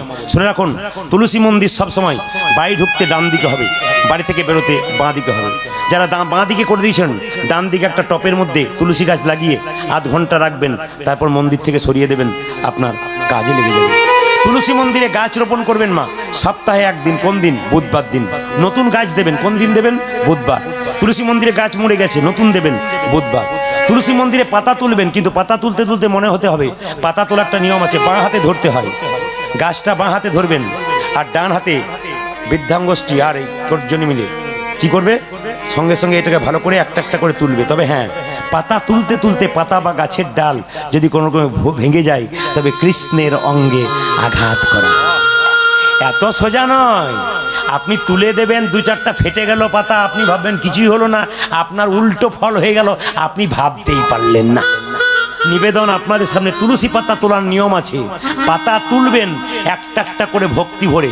তবে হ্যাঁ, একটা কাজ করবেন, পাতা তুলতে তুলতে পাতা বা গাছের ডাল ভেঙে গেলে কোনো অপরাধ হয় না। একটা মন্ত্র বলতে বলতে তুলবেন। কি? জয় শ্রীকৃষ্ণ, জয় শ্রীকৃষ্ণ, জয় শ্রীকৃষ্ণ। এই কৃষ্ণ মন্ত্র বলতে বলতে যদি পাতা তোলেন, তা যদি ভেঙে যায় তাতে কোনো দোষ হয় না। এই জন্যে মা, তুলসী মন্দিরে যখন আপনি জল দেবেন, পশ্চিম দিকে মুখ করে জল দেবেন না। বলবেন কেন? পশ্চিম দিকে মুসলমানরা নামাজ পড়ে না? বলছে ওদিকে ওদের কাবা মসজিদ আছে, ওটাকে লক্ষ্য করে নামাজ পড়ে। হিন্দু জাতি পশ্চিম দিকে মুখ করে কোনো ভালো কাজ করবে না। কেন করবে না? পূর্ব দিকে সূর্যদেব উদয় হয়, তাই সূর্যকে পিছু করে হিন্দু কোনো ভালো কাজ করবে না। উত্তর দিকে মুখ করে করবে, দক্ষিণ দিকে মুখ করে করবে, পূর্ব দিকে মুখ করে করবে, কিন্তু পশ্চিম দিকে মুখ করে মানে সূর্যকে পিছু করে হিন্দু কোনোদিন কোনো ভালো। এই কাজগুলো আপনাদের জানতে হবে। যেগুলো আপনারা জানেন না সেগুলো জেনে যান, আপনাদের জীবনে কাজে লেগে যাবে। যেগুলো ধ্বংস হয়ে আছে সেগুলোকে জানতে হবে। হ্যাঁ, তুলসী মন্দিরে জল দেবেন। যে কাপড়টা পরে কীর্তন শুনতে এসছেন সেই কাপড়টা পরে জল দিলে হবে না। একটা লাল পেরে সাদা শাড়ি কিনবেন সধবা মায়েদের জন্যে। একটা ছেলে স্কুলে পড়তে যায়, তার একটা ইউনিফর্ম পোশাক আছে, যে তাকে জিন্সের প্যান্ট দেওয়া হয়, ও প্যান্টটার দিকে তাকাবে কেন বলুন তো?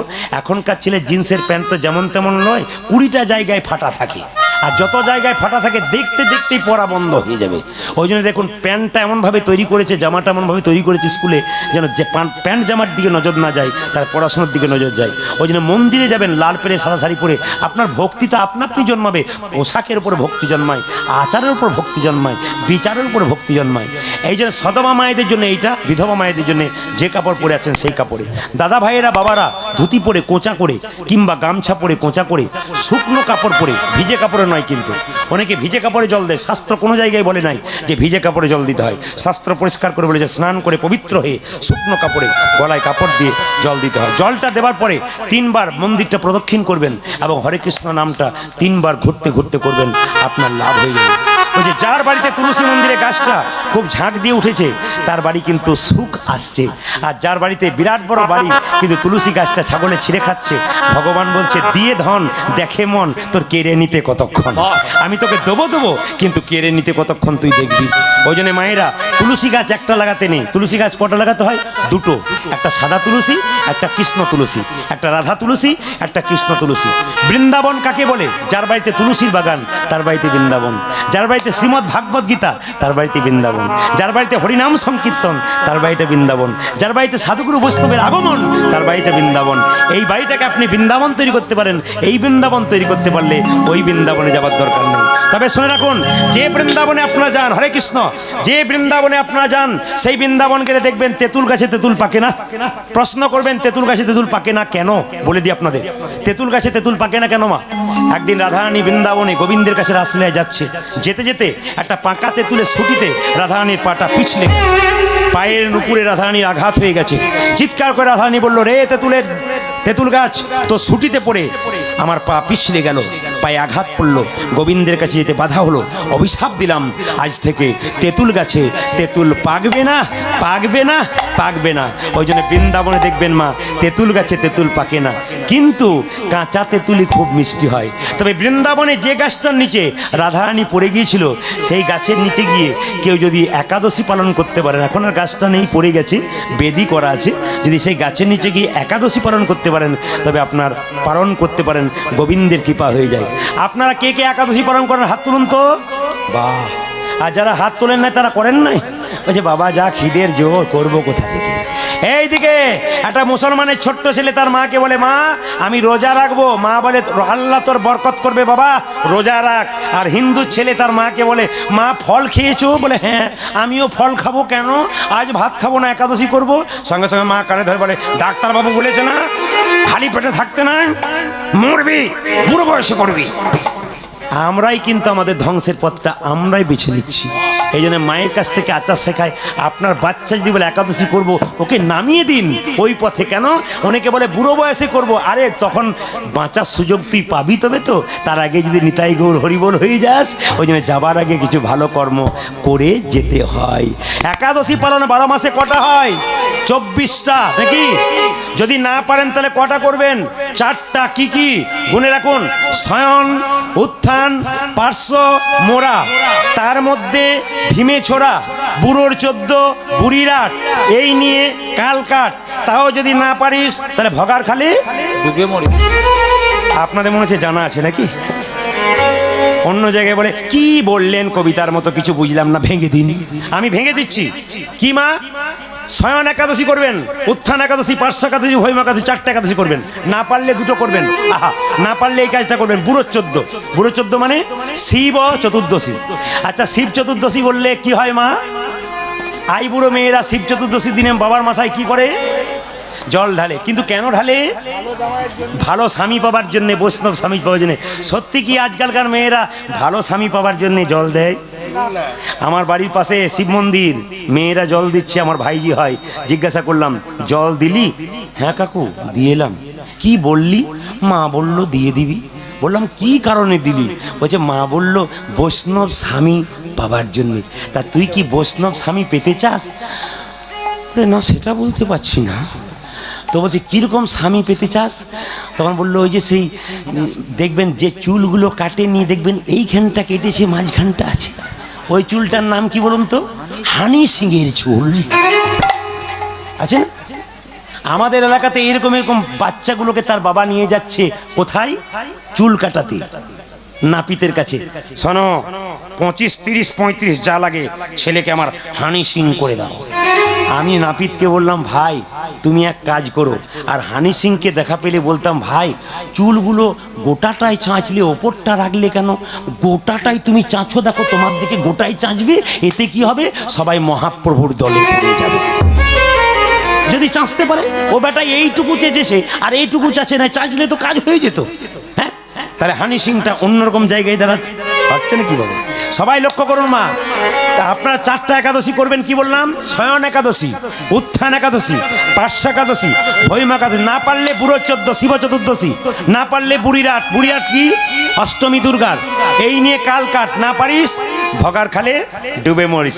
ভগার খাল মানে কি? জোরে বলুন। গঙ্গাতে ডুব দিতে। ডুবে মরিস মানে ডুবে মরতে বলে নাই, ডুববেন। আপনার গঙ্গাতে কে কে স্নান করেছেন? হাত তুলুন। একজনেরও হয় না, একজনেরও হয় নাই। 100% গ্যারান্টি দিলাম। বাবারা ভয়ে তুললো না, যদি আমাদেরও না হয়। তবে বৈষ্ণব বাবাদের হয়েছে, এরা নিয়ম জানে। এইদিকে তাকান মায়েরা, গঙ্গাতে ডুব দিলেই স্নান হয় না।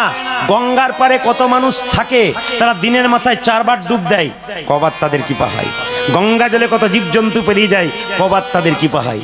এই জন্যে মা গঙ্গা স্নানের নিয়ম আছে। আমার দিকে তাকান, সবাই দেখে নিন। এবার থেকে যারা গঙ্গায় যাবেন তারা এরকম স্নান করবেন। স্নান করবেন, তেল মাখবেন না। স্নান করবেন, সাবান মাখবেন না। স্নান করবেন, প্রথমে গঙ্গার পারে যাবেন। মা গঙ্গাকে প্রথমে কি করবেন? দর্শন মানে কি? মাকে ভালো করে দেখবেন। তারপরে কি করবেন? প্রণাম।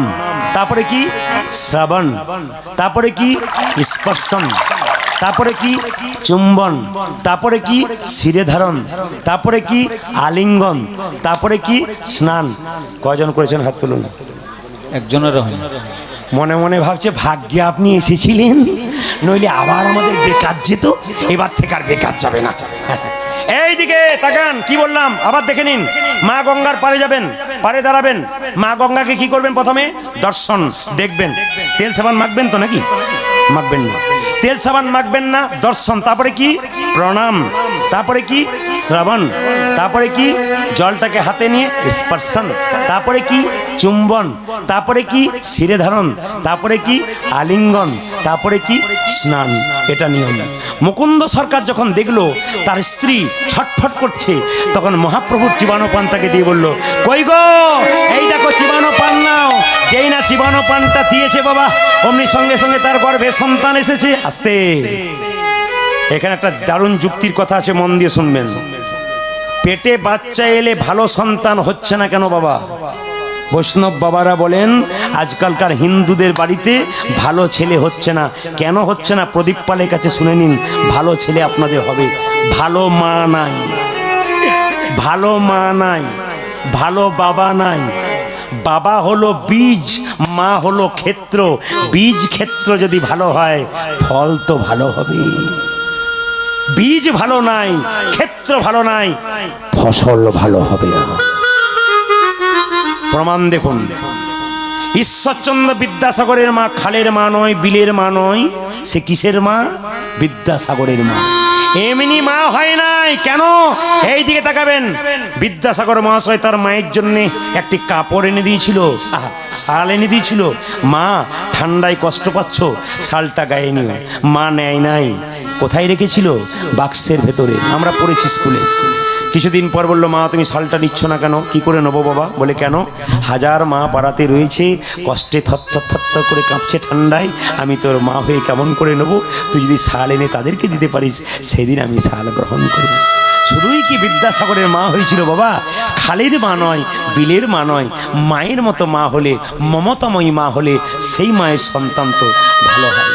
অনুকূল ঠাকুর বললেন, উড়োজাহাজ ওপরে উড়ে বেড়ায়, যেখানে প্ল্যাটফর্ম থাকে সেখানে নামে, আজে বাজে জায়গায় নামে না। মহাপুরুষের আত্মা চারিদিকে ঘুরে বেড়াচ্ছে, ভালো প্ল্যাটফর্ম পাচ্ছে না, ভালো মায়ের পেট পাচ্ছে না, নামবে কোথায়? এই জন্য আজকালকার যুগে মহাপুরুষের জীবন নাই, আর মহাপুরুষের জন্ম নাই।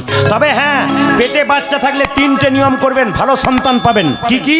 প্রথম হচ্ছে, পেটে বাচ্চা থাকলে সেই মাকে প্রত্যেক দিন স্নান করে মন্দিরে প্রণাম করতে হয়। দ্বিতীয় কি? 1 ঘটি করে জল নিয়ে তুলসী মন্দিরে দিতে হয়। তৃতীয় কি? শ্রীমদ্ ভাগবত গীতার 2-4 লাইন করে পড়তে হয়। এই 3টে কাজ করবেন, গ্যারান্টি দিচ্ছে বৈষ্ণব সমাজ আপনার ভালো বাচ্চা হবে। কিন্তু এখন একটা ফ্যাশন কি হয়েছে বলুন তো? আগেকার মেয়েদের দেখবেন 7টা করে বাচ্চা হতো মায়েদের, দেখবেন ডাক্তারের মুখ দেখে নাই, তাই মাতেই সেরে দিয়েছে। আর এখন দেখবেন, কিছু মনে করবেন না, পেটে বাচ্চা, এখানে ডাক্তারবাবু রয়েছে তো, ওনার জন্য বলিনি, আমাকে দিকের জন্য বলছি।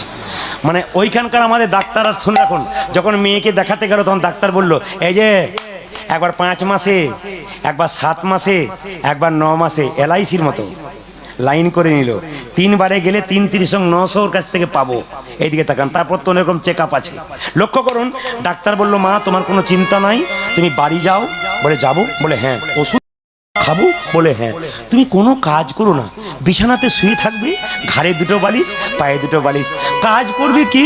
কেন তোমার শাশুড়ি মা নয়, ও তো চাকরানি, ও তো তোমার সেবা করবে, তোমার চিন্তা কি? বলছে, বাবা আমি যদি বিছানাতে শুয়ে থাকবো, পেটের বাচ্চাটা মোটা হবে, তখন আমার ক্ষতি হবে না? বলে বাচ্চা মোটা হবে, সিজার করবো আমি, টাকা হবে আমার, তোমার যা হবে হবে। কি? এবার দেখুন, লক্ষ্য করুন, মেয়েটি কি করলো? মা, ভালো কথা, যুক্তি আছে। মেয়েটি কি করলো? পেটে বাচ্চা, ঘাড়ে 2টো বালিশ, পায়ে 2টো বালিশ নিয়ে টিভিতে রিমোট দিয়ে কি করলো? সিরিয়াল দেখতে লাগলো। এবার লক্ষ্য করুন, বাচ্চাটি যখন জন্ম নিল, তখন দেখবেন বাচ্চা জন্ম নিয়ে এদিক ওদিক তাকাচ্ছে। মা বলছে, বাবারি কলিযুগে ছেলে, কি চাকানি, কি চাউনি। আসলে তা নয়, ও রিমোট খুঁজে খুঁজে বেড়াচ্ছে। কেন বলুন তো? পেটে বাচ্চা থাকলে মা যা খায় বাচ্চা তা খায়, মা যা দেখে বাচ্চা তা দেখে, মা যা শোনে বাচ্চা তা শোনে। মায়ের আচার বাচ্চার উপর প্রভাবিত হয়, এই জন্যে মা সেই সময় যা করবে তাই হবে। পেটে বাচ্চা থাকাকালীন বৈষ্ণবরা কিছু মনে করবেন না, পেটে বাচ্চা থাকা আমাদের ওখানকার মেয়েরা বাবাকে হ্যালো করে বলে, বাবা, বাপি। বলে কি? অমুকের দোকান থেকে 1 কেজি খাসি এনে দিল বাবা, খেয়ে নিল মেয়ে। ছেলেটা জন্ম নিল, ছাগলের মতোই হলো। দেখতে ছাগলের মতো নয়, স্বভাবটা ছাগলের মতো। 7 মাস বয়সে পেটে বাচ্চা থাকলে নিরামিষ খেতে হয়। কেন? দেখবেন 7 খাওয়াতে যাওয়া হয়, নিয়ম নয়। 7 খাওয়াতে কেন যাওয়া হয়? তত্ত্ব আছে এর মধ্যে। কেন 7 খাওয়াতে যাবেন?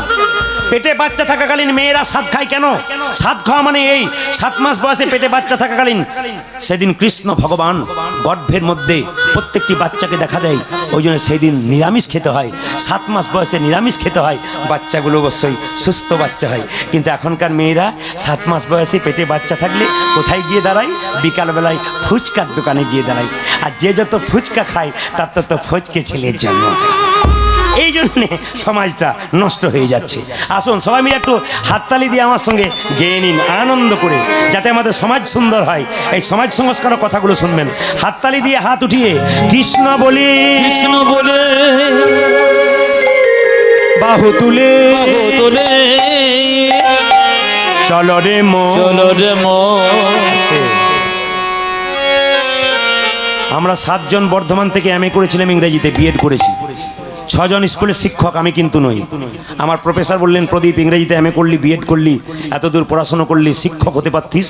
বললাম, স্যার একটা শিক্ষক হলে একটা এলাকার লোক চিনবে, কিন্তু একজন কীর্তনী হতে পারলে কত সাধুগুরু বৈষ্ণবের চরণ লাভ করতে পারবো। এই জন্যে আমার 6 জন বন্ধু এখন শিক্ষক। তারা আমাকে দেখলে বলে, কীর্তনিয়া হলেই ভালো হতো ভাই, দেশ বিদেশে ঘুরছিস, কত মানুষের সঙ্গ পাচ্ছিস। আমার বাবা হসপিটালের ডাক্তার, তিনি বললেন, কীর্তন করে কোনো লাভ নেই, কোনো ভবিষ্যৎ নেই, কোনো ফিউচার নেই, এমএ পাস করো, শিক্ষক হও, এটা আমি দেখতে চাই। বাবা এখন বলে, বাবা একটা স্কুলের শিক্ষক হলে একটা এলাকার লোক চিনত, কত মানুষ আমার বাড়ি আসে, আমায় প্রণাম করে, এটাই তো আমার ধন্য।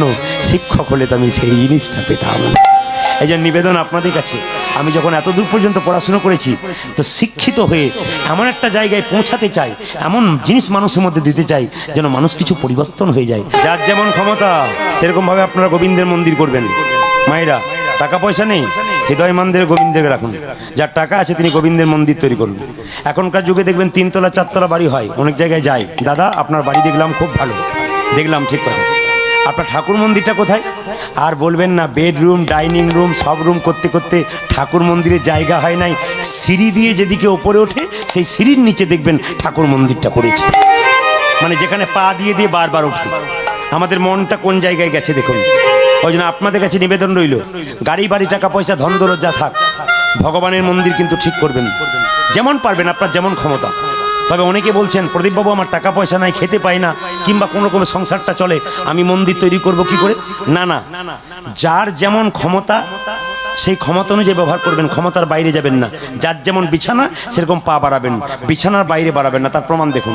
নিজের জায়গায় বসে ভজনা করবেন, অপরের জায়গায় ভজনা করতে নাই। প্রমাণ দেখুন। এই যে আগে আমি গান করতাম, তখন আমি কলেজে পড়াশোনা করতাম, এদেরকে বলতাম, চলো এই বাসটা ধরে নাও, আমি ঠিক বাসটা ধরে নেবো। তখন আমার গাড়ি ছিল না, আমার বাসে চেপে যেতাম। তো বাসে যখন চেপেছি, গান করতে যাবো এক জায়গা থেকে অন্য জায়গা, তখনকার যুগে বুড়িদের দেখবেন ব্যাগ ট্যাগ ছিল না, ওই মুঠ পুটুলি নিয়ে, এটা দেখবেন পুটলিতে মধ্যে কাপড় চোপড় বাঁধতো। তা আমি গান করবার জন্য ঝাড়খণ্ডে যাচ্ছি এক জায়গা থেকে এক জায়গা, এক বুড়ি পুটলিটাকে নিয়ে আমার সামনে দাঁড়িয়ে আছে।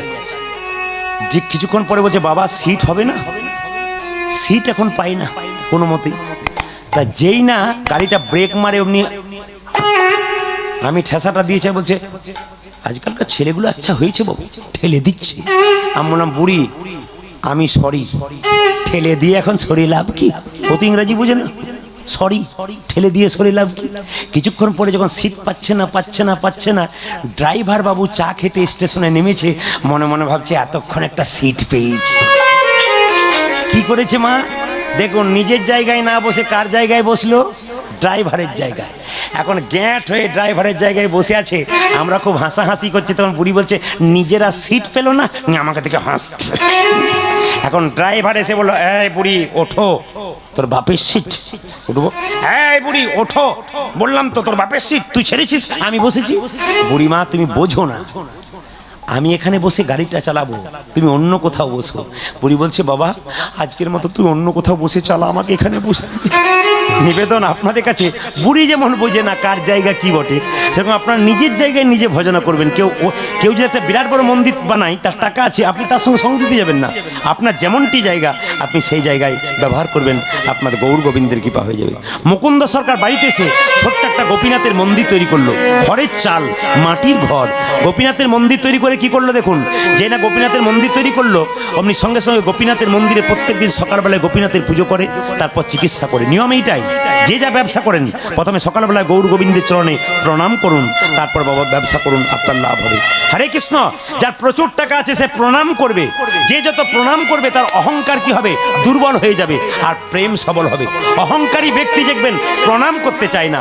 যার 4টা গাড়ি 4টা বাড়ি হয়ে যায়, সে দেখবেন কাউকে প্রণাম করে না। সে যদি বারবার প্রণাম করে, অহংকার দুর্বল হয় আর প্রেম সবল হয়ে যায়। ওই জন্য বারবার প্রণাম করুন, আপনার অহংকার দুর্বল হয়ে যাবে। ভালো শ্রোতা দেখলাম, মনে হচ্ছে আজকে রাত্রি পেরোলেও কোনো অসুবিধা নেই। এটা সব জায়গাতে হয়, শুধু আপনাদের এখানে নয়, যেখানে যাই। এক জায়গাতে 5 ঘন্টা হয়ে গেছে, বললাম দিদি উঠুন, বলে আর হবে না, বলে সকালে মারুলি দেবেন না, 12টায় আসর দিয়েছে, সকাল 5টা বেজে গেল, মারুলি দেবেন না? দিতে হবে। মারুলি মানে বুঝতে পারছেন, সকালে জল ছড়া দিতে হয়। আপনাদের তো জল ছড়া সময় করে দেবো আপনাদের আসতে। তবে শ্রোতা দেখলাম আপনাদের কি, মন দিয়ে শুনবেন, এই আসরে শ্রোতা দেখলাম তিন প্রকার। একটা শ্রোতা যারা মন দিয়ে গান শুনে, যেমন ভক্ত বৈষ্ণব আপনারা যারা আছেন মন দিয়ে শুনছেন। আমার পেছনে অনেক দাদা ভাইরা আছেন যারা বহুক্ষণ থেকে দাঁড়িয়ে আছেন, কীর্তন শুনছেন, হয়তো পেছনে দেখতে পাচ্ছি না কিন্তু ওনারা দেখছেন, এইদিকে তাকাবেন, তারা শ্রোতা। আর শ্রোতা কে বলুন তো? কীর্তন শুনতে এসছে আর বারবার দেখবেন মোবাইলটা দেখাচ্ছে আর ঘড়িটা দেখাচ্ছে, এই কালকে কাজ নয় চল, ও তো গেল চারজনকে নিয়ে চলে গেল। এটা আপনাদের এখানে নাই। আর একটা কি বলুন তো, কীর্তন শুনতে এসে প্রথম থেকে একটা সৌতা, সৌতা মানে কীর্তন শুনতে প্রথম থেকে এসেই, আসলে তা নয়। আপনাদের এখানটা সুবিধা আছে কি বলুন তো, শীতকালে দেখবেন মায়েদের একটা সুবিধা আছে কি, মানে বাবাদের ওই সুবিধাটা নাই। মায়েদের সুবিধা কি বলুন তো, ওদের ঘুমটা নেওয়া স্বভাব, যে জীবনে কোনো দিন নেয় না, কীর্তন শুনতে এসে দেখবেন ঘুম মিলে ঘুমটাটা তখন এই রকম করে নেয়। পাশের মেয়েটা বলছে দিদি তুমি ঘুমোচ্ছ, বলে ঘুমায় নাই, ধ্যান করে করে শুনছি।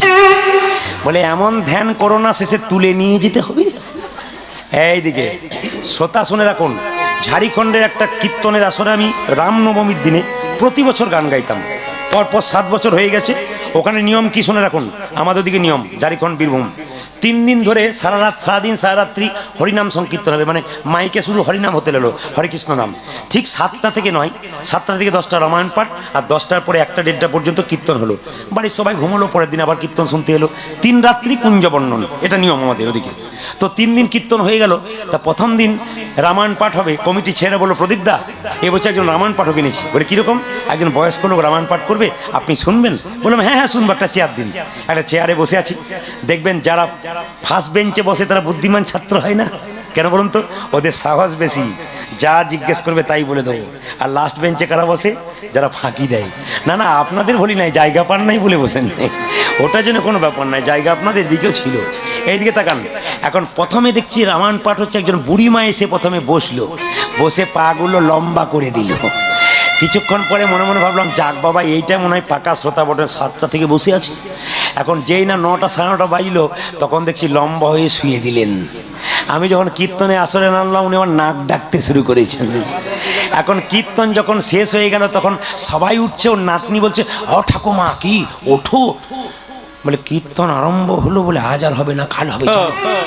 ও তো চলে গেল। 3 দিন কীর্তন হয়ে গেল। মা যেদিন কুঞ্জ বর্ণন সেদিন এসে বলছে বাবা প্রদীপ, বলে কি আহ কীর্তন কি তোর ভালো রি। আমি বললাম তুমি তো ঘুমিয়েছো, তুমি কি বুঝবে, মনে মনে ভাবলাম। তখন বলছে তোর কীর্তনে না দারুণ ব্যাপার। আমি কে বলছিল? লোকে বলছিল। লোকে বলবে, তুমি কি বুঝলে? আরে আমি যেটা বুঝেছি সেইটা বলবার জন্য এলাম। বলে কি কি বলো না। বলছে বাবা প্রত্যেক দিন রাত্রিবেলায় ভৌমিক বাবুর কাছ থেকে 2টো করে ট্যাবলেট আনি, ঘুম আসে না। 2টো করে ফ্যান চলে, ফ্যান আসে না, ফ্যানে ঘুম হয় না। আর তোর কীর্তন শুনে কি ঘুম বটে, ঘুমের আর শেষ হয় না।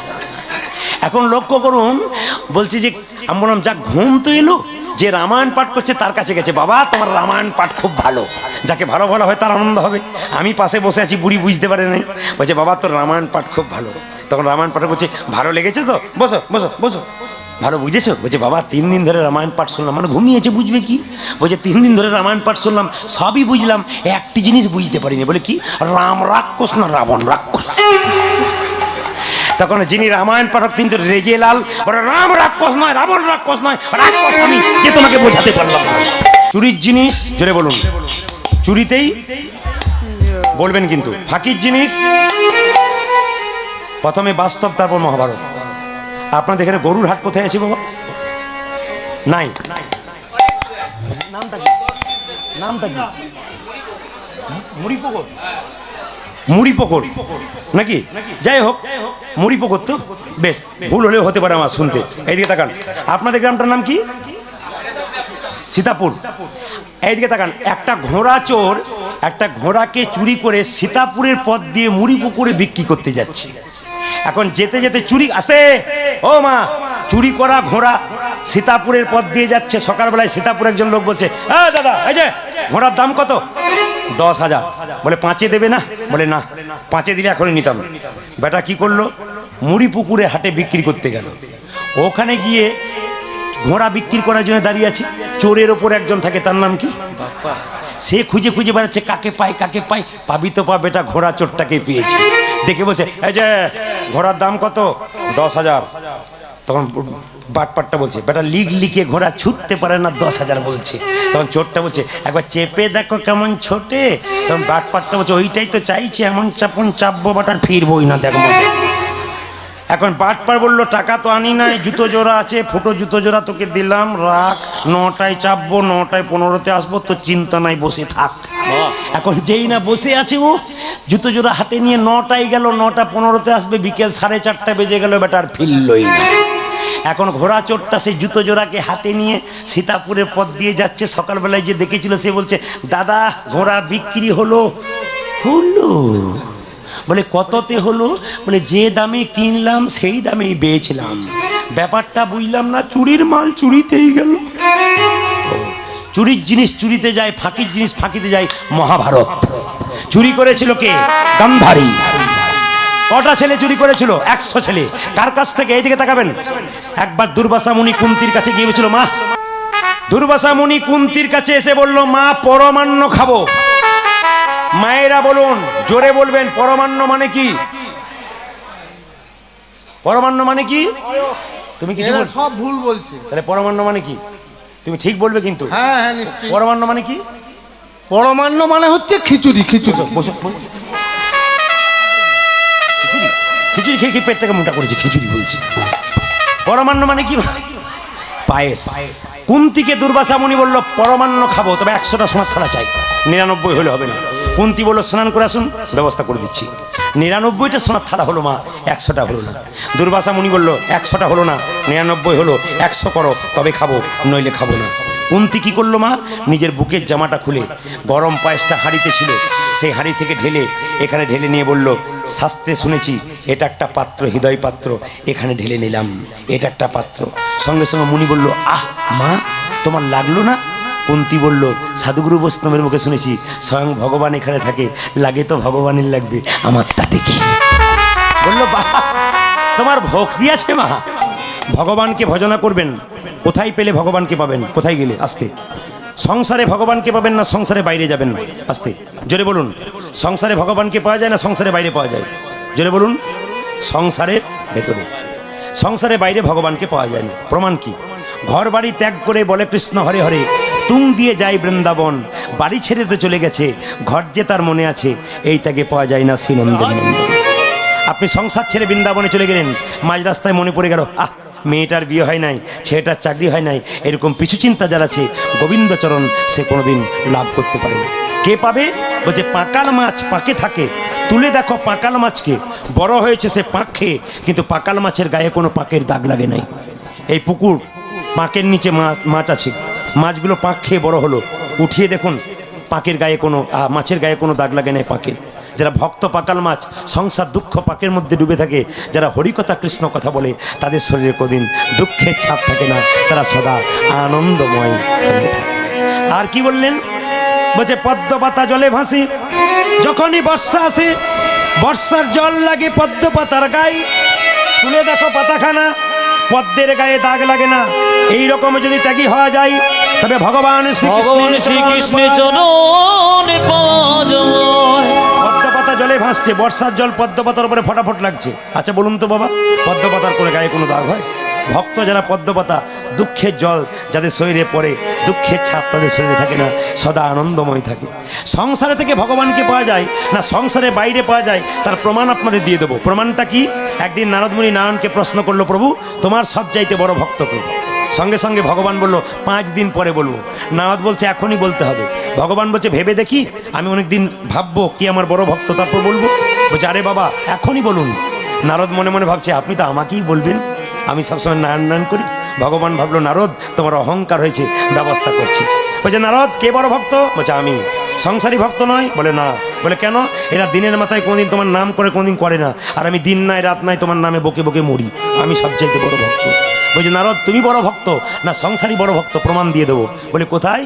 বলছে 1 বাটি সর্ষের তেল তোমার হাতে দিলাম, এই সর্ষের তেলটা কানায় কানায় পরিপূর্ণ তেল, 50 হাত যাবে 50 হাত আসবে, দেখো 1 ফোঁটা তেল যেন না পড়ে। নারদ বলছে, প্রভু এটা কোনো ব্যাপার হলো? 50 হাত যাবো, 50 হাত আসবো, এক ফোঁটা তেল পড়বে না। নারদ কাঁপতে কাঁপতে 50 হাত গেছে, 50 হাত এসছে।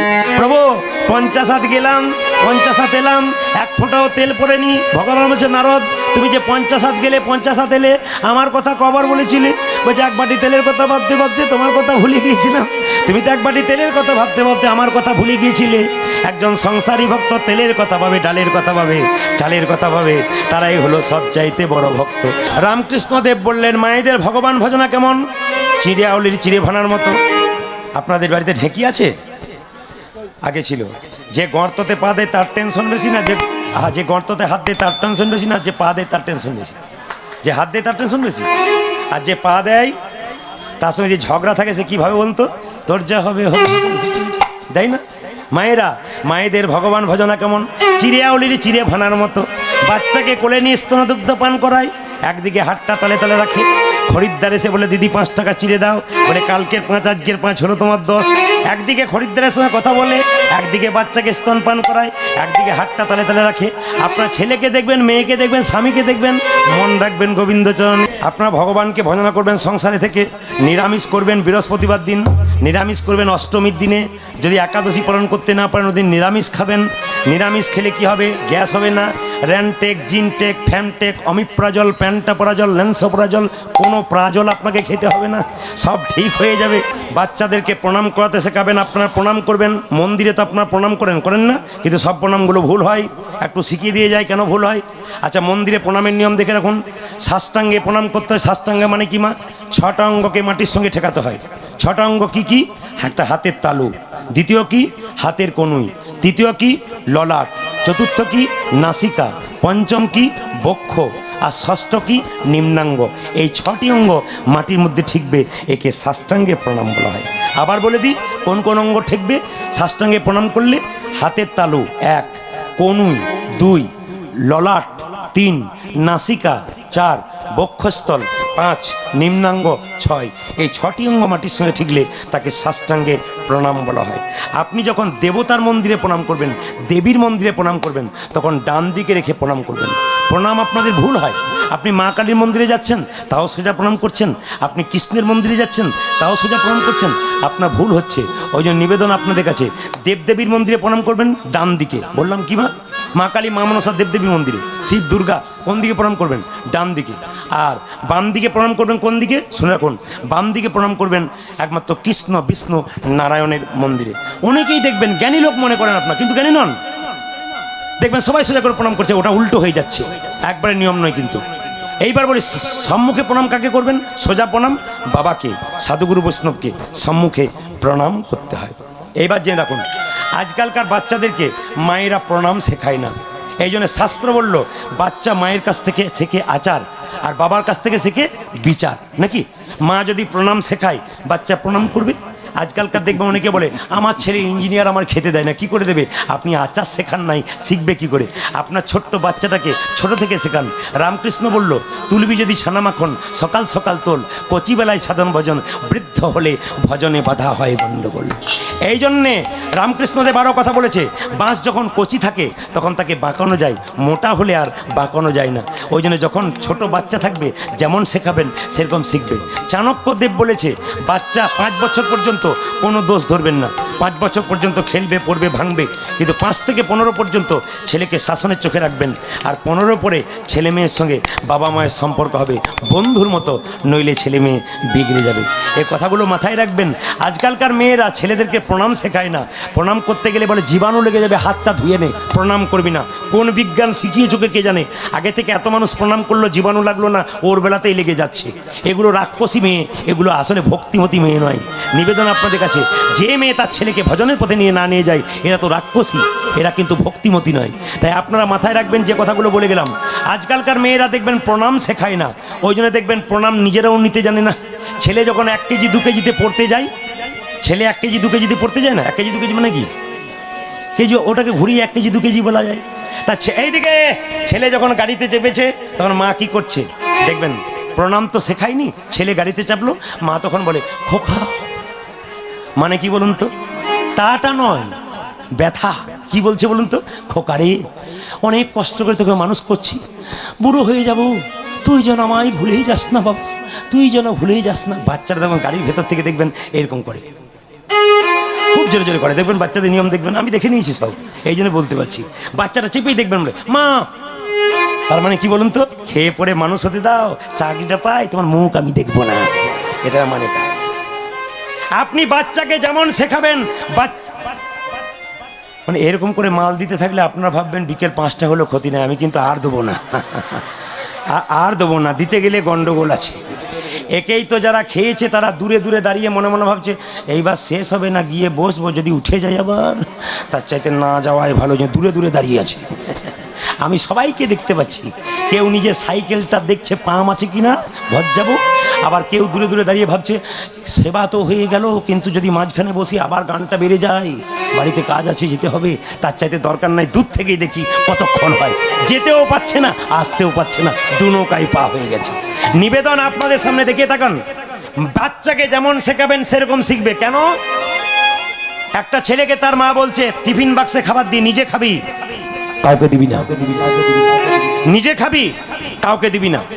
ছেলে বলল মা নিজে খাবো, কাউকে দেবো না? বলে না, কষ্ট করে রান্না করলাম, নিজে খাবি, কাউকে দিবি না। কে শেখাচ্ছে? মা শেখাচ্ছে। ছেলে গেল কোথায়? ছেলে গেল স্কুলে, দয়ালু ছেলে, পাশানি মা, ছেলে দয়ালু, পাড়ার ছেলেকে বললো খেয়ে নে, তোরা খাবার আনিস নি, খেয়ে নে। পাড়ার ছেলেরা খবর দিল, ও খোকনের মা, বলে কি তোমার ছেলে না লোকে ছেলেকে খাইয়ে দিয়েছে। ছেলেকে মা কানে ধরে বলল ওঠ বস করে বল, নিজে খাবি, কাউকে দিবি না, আমি রান্না করবার পরে ছেলেকে গেলাবি, ভেবেছিসটা কি? কান মুলে উঠবস কর। ছেলে কান মুলে উঠবস করছে, বলছে মা নিজে খাবো, কাউকে দেবো না, নিজে খাবো, কাউকে দেবো না। ছেলে বড় হয়ে চাকরি পেলো, নিজে খেলো, নিজের বাবা মাকেই দিল না। এ নিয়ম। এই জন্য আপনি আচরি ধর্ম অপরে শেখায়, আপনি না আচরিলে অপরে শেখান না। সবাই মিলে প্রেম সে কৃষ্ণ কেশব, কৃষ্ণ কেশব সুধা মাথা, এই নাম হরি নাম মধু মাথা, এই নাম ধ্বনি। হরি কৃষ্ণ কেশব, কৃষ্ণ কেশব সুধমক, এই নামে হরি নাম মধুমখ, এই নাম। এই সময় আপনারা ভুলে যান ঘরের কথা, বুঝে নিন আমি একা এসেছি, একাই যাব। প্রেম সে কৃষ্ণ কেশব, কৃষ্ণ কেশব সুধা মাথা, এই নাম হরি নাম মধু মাথা, এই নাম নাম নাম। আর কৃষ্ণ কেশব, কৃষ্ণ কেশব রামকা, এই নাম হরি নাম মধুমখ, এই নাম, এই নাম জপ হলো আপনারি, তুমি ভুলে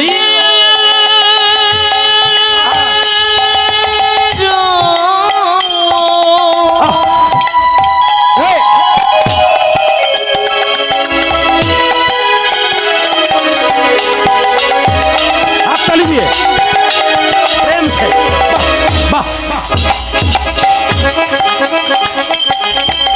কে তুমি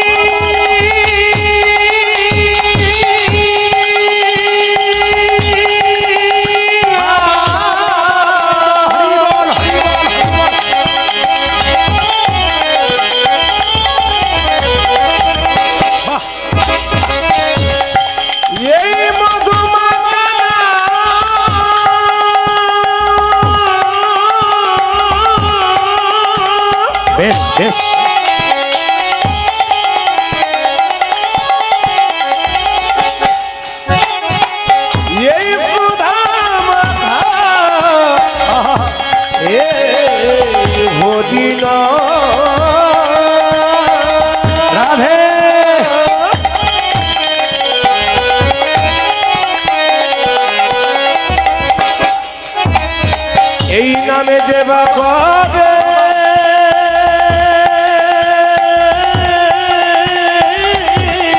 হরি বল।